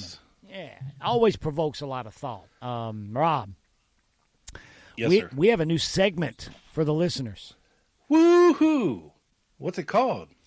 It's called, well, Rob, I got to throw a flag. It's called Flag on the Play. Flag on the play! Flag on the Play. That's right. Oh, here we go, folks. Buckle in. This is going to get bumpy. This is not offsides. This is off a rocker, is what this is. Yes. Okay, Rob. To explain this, we're going to have to revisit an astounding piece of history, my good man, that you and I have discussed several times over the years here on the show. A blockbuster piece of history, and that is the infamous 14-minute gap. That's right, as many. And we're not talking about the space between Beverly Oliver's legs either. Wow. Wow. Oh, kill me. Man, that was amazing. Holy sweet wonder fuck. That's what I'm saying. Now, look, I've lost where I'm at. I got to go. Okay, yeah, here we go. 14-minute gap. Yeah. Yeah, the 14-minute gap. The 14-minute daggum gap. Do you guys remember the 14-minute gap? As many in the research community know, guys, there exists a dictabelt recording. No, let me take that back. There exists a tape of a dictabelt recording of what at one time was a conversation between Lyndon Johnson and then FBI Director J. Edgar Hoover on the morning after the assassination of President Kennedy. The original dictabelt recording contains a deliberate erasure of 14 minutes. The transcript survived and was discovered by Dr. John Newman and was partial transcript. Partial transcript, yeah. Yeah. But it was discovered by Dr. John Newman and was presented at the 1999 JFK Lancer Conference. And as many are aware, the transcript shows that Hoover, during this call, informed Lyndon Johnson that the tapes of the individual claiming to be Lee Oswald in Mexico City that the CIA said had already been destroyed did in fact exist. They were up there. His men in Dallas had heard him, and that the man in custody in Dallas was not the man on the Mexico City tape. Now, or the man in the picture. Now, spurred by Newman's discovery of this transcript, the fantastic researcher Rex Bradford, who also happens to be the president of the Mary Farrell Foundation and the programming guru responsible for the Mary Farrell Archive, contacted, guys, the repository of this very dictabelt, the Lyndon Baines Johnson Presidential Library.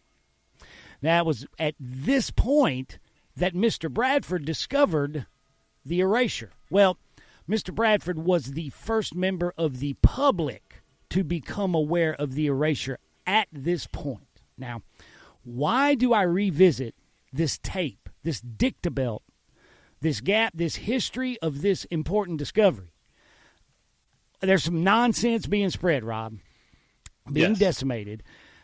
People are trying to do exactly as you alluded to earlier, insert themselves into this thing and trying to make themselves out to be something that they aren't. All right? Mm-hmm. Almost as if they're trying to appropriate for themselves part of Mr. Bradford's work.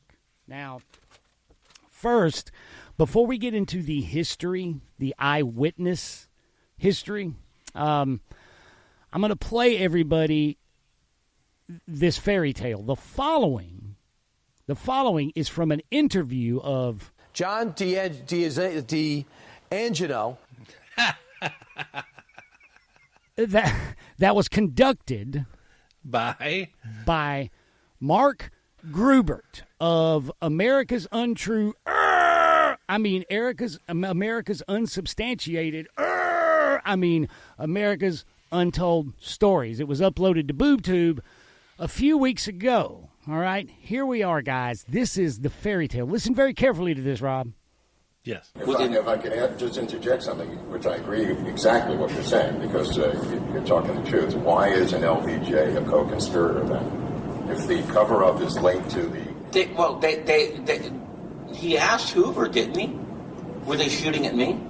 Well, that's because he knows it's being recorded. And they immediately get rid of the tape, obviously. As soon as it goes up to Larry Sabato in Virginia, the tape disappears, the audio tape. There's a conversation of 14 and a half minutes. That's right. That you have the transcript, but you don't have the tape. Right, but I remember the tape. That tape disappears when it goes to the university. You heard the tape? I've heard the tape, and others have heard the tape. What did it say? Exactly what the transcript says. Oh, it does. All right, no, it's exactly the same. The audio disappears when it goes to the University of Virginia when Larry Sabato starts the presidential library. That's where it disappears, Jimmy. Well, first of all, Doug, isn't Larry Sabato at the University of Virginia? Yeah, in the state where I live, the Miller Center. Yeah. He says it went. The Miller Center's at the University of Virginia. They started that Presidential Oral Histories Library in 1975 at the Miller Center. Right. Yeah. But he heard it at some point. He's heard it before it was erased. Right. And he also said, well, when DiEugenio says, well, what did it say? He says, well, it said what was on the transcript, and then he says this, but they got rid of the tape immediately. But then he says, I heard the tape. Yeah. Other people have heard the tape. Sir, what were you, 3 years old? What the fuck? You were there in the Oval Office? What's going on? What's going on? Jackass. Oh, God. The partial transcript we have, I could literally sit here and read in probably 3 to 4 minutes. So this conversation that they had lasted 14 minutes. So I'm sure other things were said. This partial transcript of the phone call, this 3 typed pages long, is definitely doesn't take up 14 minutes to have. Well, nonetheless, Rob, luckily we have audio of the man who made the discovery, who was the first man from the general public to know of the erasure of the dicta belt. Now, that's very important, guys, of the dicta belt. That's going to be important later. This is a little clip. You can find this full interview from which the following sound bites are taken at the Mary Farrell Foundation. It's literally a page at their website, Mary Farrell Foundation, whatever it is, .com, under the 14-minute gap. Right? Here it is. From 20 years ago, guys, the truth. This is the president of the Mary Farrell Foundation, Mr. Rex Bradford, on his discovery, including the where of the 14-minute gap. I saw a presentation about the so-called Mexico City tapes, and it included in it a transcript of a Lyndon Johnson, J. Edgar Hoover phone call on the morning after the Kennedy assassination. And I had listened to some of the Johnson tapes, but I didn't have this one, and I decided I'd like to hear it for myself. So a couple months later, I contacted the LBJ Library in Austin, where the tapes are located, and spoke to a staffer there and said, look, I'm interested in getting a particular tape. Could you send it to me? And she said, oh, which tape is that? And I explained it's the one between Hoover and Johnson the morning after the assassination. And then something very funny happened. She said, well, that tape is very poor quality, hard to listen to. You see, he was using his vice presidential taping equipment. You don't really want that tape. And I said, well, I have audio engineering friends. We can probably do something. Could you please send it to me?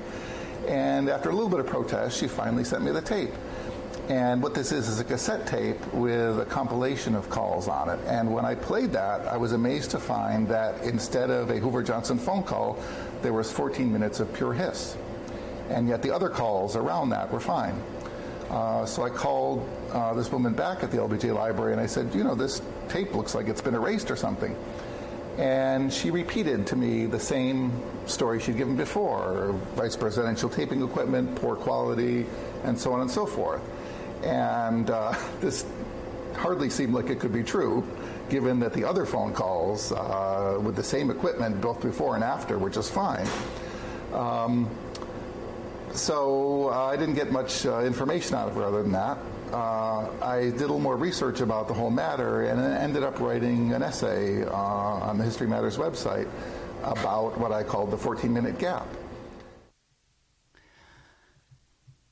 The LBJ Library, guys, this is not, it won't be, it never has been, never was an audio tape made in the White House that ended up housed at the University of Virginia.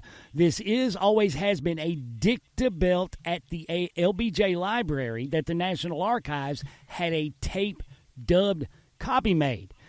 It was already erased. The vinyl belt. All right, I'm going to explain this again. Maybe the host of that, maybe the guy there that said all this stuff, not Mr. Bradford, but the other guy, maybe he's listening. See, Rex Bradford heard John Newman in 99 with the transcript. Mr. Bradford contacted the LBJ Library and asked for a copy of the conversation. The LBJ Library then provided a cassette tape dub of the original dictabelt recording at the LBJ Library. Not up there close to where Rob lives. No.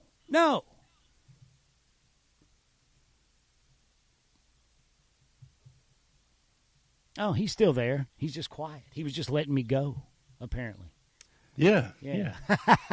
Well, I pulled up the UVA Miller Center, and I'm looking through their archive of presidential recordings and tapes and everything, and there is nothing from November 23rd. It's 1963. Yeah, because it's not there. Here, Rob, I got another soundbite from the thing there. Check this out. I think it was about a year or so after that. That is the wrong soundbite. I apologize profusely. Momo, he's not in there. Damn it. Okay, here we go. Right, but I remember the tape. That tape disappears when it goes to the university. You heard the tape? I've heard the tape, and others have heard the tape. Again, it's not on. It wasn't on any tape. The erasure was made to the original dictabelt, the original vinyl dictabelt housed at the LBJ Library, not any sort of tape. Right now, we want to go back now, Rob, to the man who made the discovery. We're going to play that soundbite that I mistakenly just played. Cool? Yeah. All right, here we go. I think it was about a year or so after that. Out of the blue, she sent me an email saying, Mr. Bradford, there's more information available on this tape you're talking about. We received a number of inquiries based on your essay, and would you like the additional information? And so I said, okay. And about a week later, I received in the mail a cover letter from her and a copy of an audio engineering report conducted by the Cutting Corporation, which is a firm which does a lot of this sort of work for the National Archives. And they had been contracted to analyze the anomaly on this tape. And it was a short report, basically about a paragraph. And what the paragraph said was that the audio engineer who did the analysis believed that the tape had been purposefully erased, probably done by rubbing it against the erase head on the original equipment. And what fascinated me the most about this was the date on the memo, which was January 1999. That was about a year before I first contacted the library and got 2.5 years worth of this story about the vice presidential taping equipment. Okay. Again, there is no erasure to any tape that made it. This all happened to the dictabelt at the LBJ Library, guys. Now, here is that memo that Mr. Bradford alluded to. It is from a company called the Cutting Corporation, Rob. And basically, it's their report. This is the company that is contracted by the National Archives, right? Because guess what? Not everybody has a Dictabelt machine. So if people want to hear these conversations, what do? They contract this company, this audio engineering company. They come in and make modern copies, modern dubs of the old Dictabelt recording. Right? Yes. So, and you get this memo, right, in this document, and it says right here, I'll give you an example. It's a table. It says envelope 0, envelope 1, envelope 2, envelope 3. There's a date. There are the people on the tape, and then format. Over here it says Dictabelt on all of them. Envelope 4, for example, 11/22/63. The people on the call, Yarborough, Dirksen, Anderson, Tippett, Smathers. There's an envelope 0 that is labeled 9/7/63. It's obviously a vice presidential tape. It says here, topic, Helsinki. Well, envelope 2 is marked 11/22/63, Johnson, Hoover, Dictabelt. Now, this was generated when they're delivering the copies back to the National Archives of the Dictabelt at the LBJ Library, right? What they do is they give a descriptive paragraph of each one, right? Like the Helsinki one, it'll say this is an acceptable copy, it sounds clear, blah, blah, blah, right? This is good, this is damaged 3/4 of the way through, whatever. Here's what the Cutting Corporation said about their dub of the Dictabelt that is erased. Envelope 2, blank belt. The re-recording from Cutting is an acceptable re-recording of the magnetic dictation belt on which nothing is recorded, or more accurately, from which all has been erased. Should I read that again, Rob? Yeah, hit that again. The re-recording from Cutting is an acceptable re-recording of the magnetic dictation belt on which nothing is recorded, or more accurately, from which all has been erased. Most likely, the belt was intentionally erased by the bar magnet included in most models of the magnetic belt machines, but a small portion was missed. See, guys, these Dictabelt machines back in the 60s, there was a magnetic bar, and that's exactly what it was for. If you wanted to erase that Dictabelt, you just rubbed it with the magnetic bar that came with the machine, and it's gone. Cutting is saying, later on in the memo, this erasure to the Dictabelt took place decades before. That doesn't mean in the 80s. That's only one decade. So that's back in the 70s or the 60s. Way back then. Now, one more thing, Rob. I've got one more short little soundbite of Mr. Bradford here. And wait, first we got to drop one more short one from your buddy. Here we go. The audio disappears when it goes to the University of Virginia when Larry Sabato starts the presidential library. That's where it disappears, Jimmy. Are you implying that Larry... I'm not only implying, I'm saying it on the public record. Okay, all right. Just to get on the record, because we were tracking it for years. Okay. Does he know that Larry Sabato's a lawyer? I mean, even DeEugenio realizes what a fucking buffoon Gruber is. Dude, you know what's so fascinating about that particular piece of video? God. It doesn't even dawn on Gruber that DeEugenio is not laughing with him. He's laughing at him. Right. That laugh was, get the fuck out of here, man. That's what that was, dude. But look, oh my God. All right. Now, guys, you heard that. That's where the tape disappeared, even though it's okay. Anyway, one more soundbite from the Mary Farrell Foundation, this interview with Rex Bradford. It's the he is the creator of HistoryMatters.com, president of the Mary Farrell Foundation and designer/programmer responsible for building the largest public repository of declassified JFK records in existence, guys. And this is on the time he got to examine the original, actual Dictabelt equipment from the White House from 1963 that we're all talking about here. Listen to this. It was probably the next year, I think, when I visited the LBJ Library again in person to see if I could learn more about this. And I went to the research desk, asked for the original staffer by name, and was told she was at lunch. And the person said, well, can I help you? And I said, sure, I'm interested in one of these Johnson phone calls. And he said, okay, which one? And I said, well, it's the Hoover-Johnson call of the morning of the 23rd. And he noticeably stiffened and stammered and said, sir, I'll get someone who can help you. And so sure enough, a couple minutes later, a senior archivist named Claudia Anderson comes sweeping down the stairs and says, Mr. Bradford, let's go off to a private room. And we went off and had a little conversation. She said, Mr. Bradford, what would you like to know? And I said, well, I'm just trying to find out more about this tape that appears to have been erased. And from 18 inches away, she gave me the same story, almost in the same language that I got before. And I clearly got the impression that this was a story now about the tape, that this was the company line at the LBJ Library about this tape. And she was very nice. She showed me around the place. I got to see the original magnetic belts on which the conversations were recorded. But they weren't budging from their story.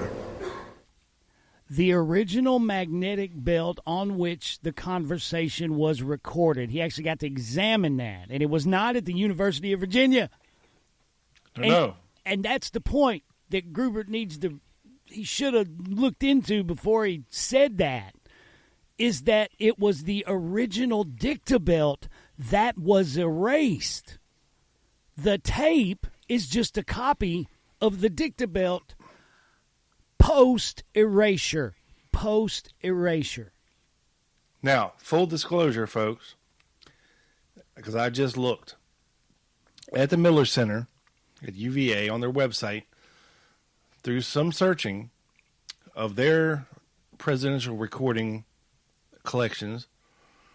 There is a presidential tape conversation between Lyndon Johnson and J. Edgar Hoover on the morning of the 23rd at 10:01 a.m. Yeah, that's it, right?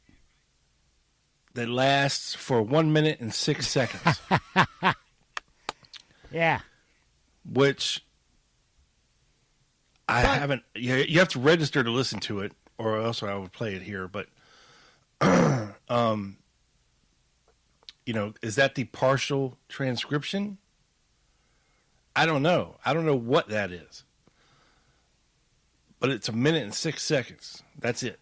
But the point is, right? The point is, there was no tape floating around that went to the 14-minute gap. Right. There was no tape floating around of the conversation pre-erasure. Right? Right. The point is, the Cutting Corporation is saying this was done back in the 60s or 70s. Somebody took the magnetic bar, right, and rubbed it on the original Dictabelt, vinyl Dictabelt from 1963, right? This wasn't a tape that was floating around that people heard, and then suddenly it was erased. Unless they went to the LBJ Library and listened to it in 1966, is what I'm saying, or whenever, or it would have to be post-67, right? Yeah, because they normally don't build presidential libraries until after they're done. Right. But unless he was... The point is, it's always been at the LBJ Library, this Dictabelt tape, this Dictabelt. It was never... I don't know. I don't even know what to think about all that. Well, it hasn't always been there, because it was somewhere before it was in the LBJ Library for 5 or 6 years, right? Oh, yeah. But because the library, of course, wasn't built yet. But to quote somebody that's close to this story, It would be incumbent upon anybody claiming to have heard the unerased version to provide details as to when, where, the circumstances with corroboration. Otherwise, it's nonsense. Right. Yeah. And that's where I stand. Dude, stop lying. You don't have to lie to have friends. I'm telling you. Hey, you know what? Somebody was up here recording vocals. Do I have like an echo or a delay on my voice? Like it sounds like I'm in a cave? Really? I can kind of hear it. Yeah, I can kind of hear it. So the LBJ Library was dedicated on May 22nd, 1971. Okay. I'm going to guess that erasure took place way before then. Oh, yeah. Like the week after. At some point, somebody heard part of it and partially transcribed it. At some point. Yeah. Or else we wouldn't have that. Right. But it was somewhere for 8 years before it was in the library.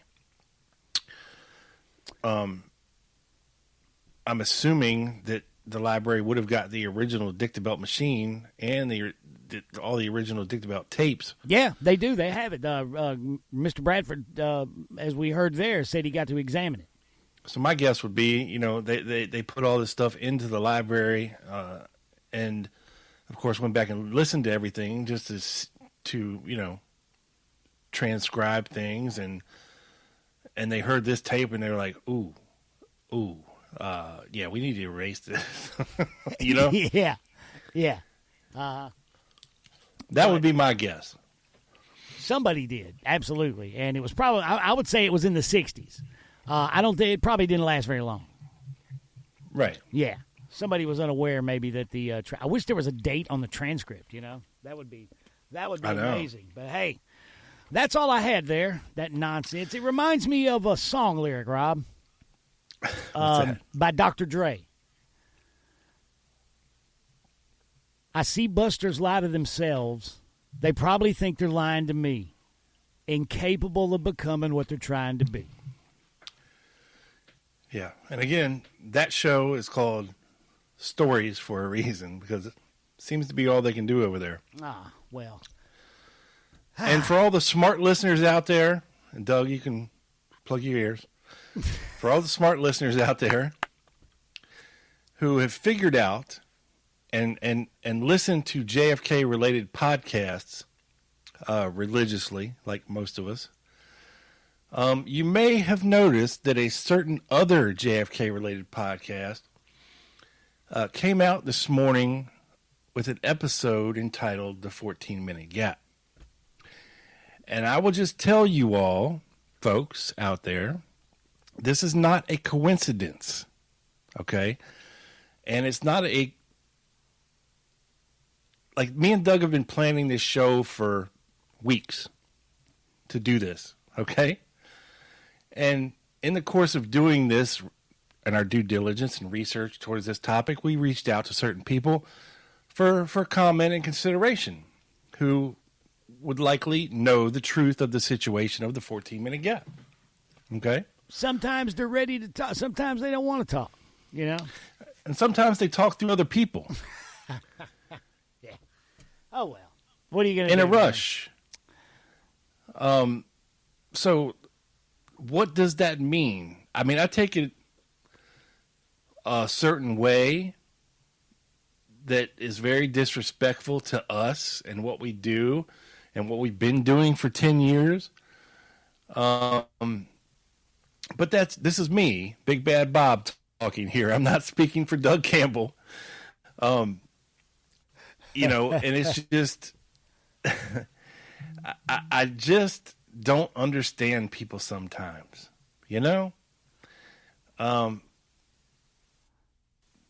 it's just, I'll just say it's a very disrespectful thing to do when you're in the same business as somebody else and you try to usurp them,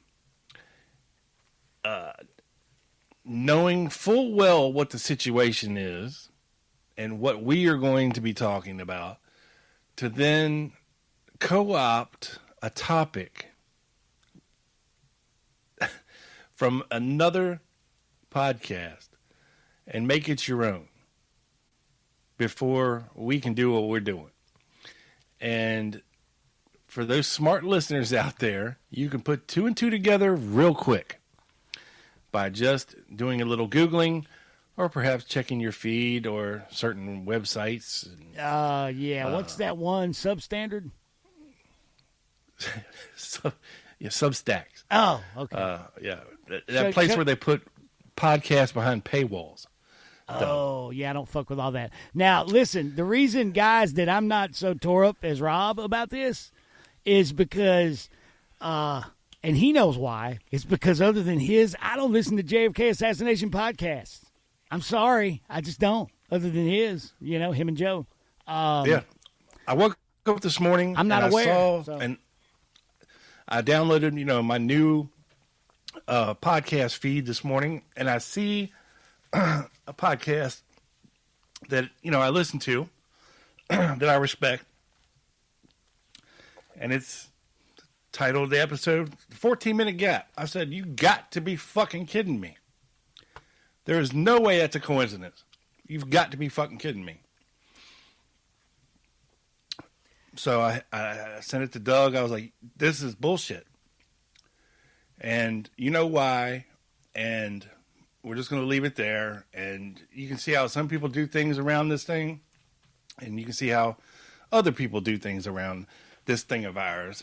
And I just wanted to call them out on their bullshit because it's bullshit. It's an underhanded thing to do, in my opinion. And it's just, I don't know. I take it as disrespect. So, fuck you. Hey, the podcast I downloaded and listened to this morning was Dale Earnhardt Jr. interviewing this Amish dude who left the Amish and became the front tire changer on a stock car team. So, Did he hammer it on? No, he's using a lug nut. He left, dude. He left. And he turned his back on the old ways, as it were. All right, Rob. You about ready to wrap this one up, dude? We'll double, like we said before. We'll double up on emails next time or something, guys. But we're gonna have to wrap this up because I try to multitask and try to have work going on while I'm doing this. I hold Rob up and make him late, and it's all my fault. So it's about time for a Rumspringer. Yeah, about time for that. All right, Rob, tell them where to find your stuff. Momo, hit the music. You can find stuff for the Lone Gunman podcast on all social media at the Lone Gunman 7 and on Facebook. And you can find the show in video form on YouTube. Just search for the Lone Gunman podcast. Make sure to like and subscribe. And on all audio feeds, wherever you listen to your podcast, you can find us and this very show right here that I do with my good buddy Doug called Quick Hits. Boom. Boom. Oh, it's my turn. Okay. Yes. And you can find my show, The Dallas Action, presented by Wall Street Window, everywhere you find quality podcasts. Speaking of Wall Street Window, thank you, Mike Swanson. He's the one that sent me the link and the timestamp to the crazy YouTube stuff about the 14-minute gap with a message that said, you're not going to believe this crazy shit. Thanks, Mike. Shout out to Mike. You can find the podcast, Spreaker, Podbean, Spotify, iHeartRadio, wherever. Just Google it. You will find it. Ongoing research, study, and analysis of the people, the places, things, events, and ideas related to the assassination of President John Kennedy. An all-new episode 210 up right now. Like this show, another fine podcast from Drop D Podcast Productions in the heart of Music Row, Music City, USA. So, for Rob Clark and for Momo Scaranucci, this is Doug Campbell saying tune in again next time when we'll hear former Minnesota Governor Jesse Ventura say, I have a little friend in Canada who has the most exquisite bald I've ever seen. So pinkish white like a tapioca. I met him when I was hunting for velociraptors. We are out. Bigfoot. Say peace, Rob.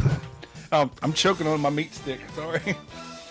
I snapped into a Slim Jim a little too hard. That's what she said. Peace.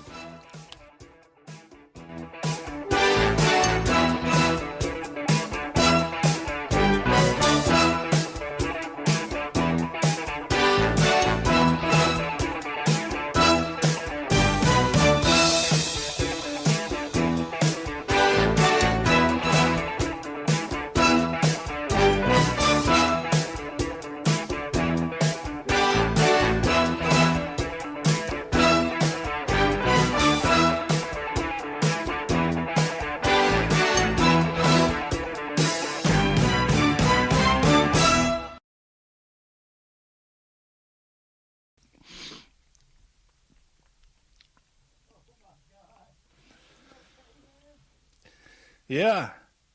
The fucking thing is, this fucking meat stick is spicy, bro. And every once in a while I get a piece of that spice stuck in my throat. It's a killer. I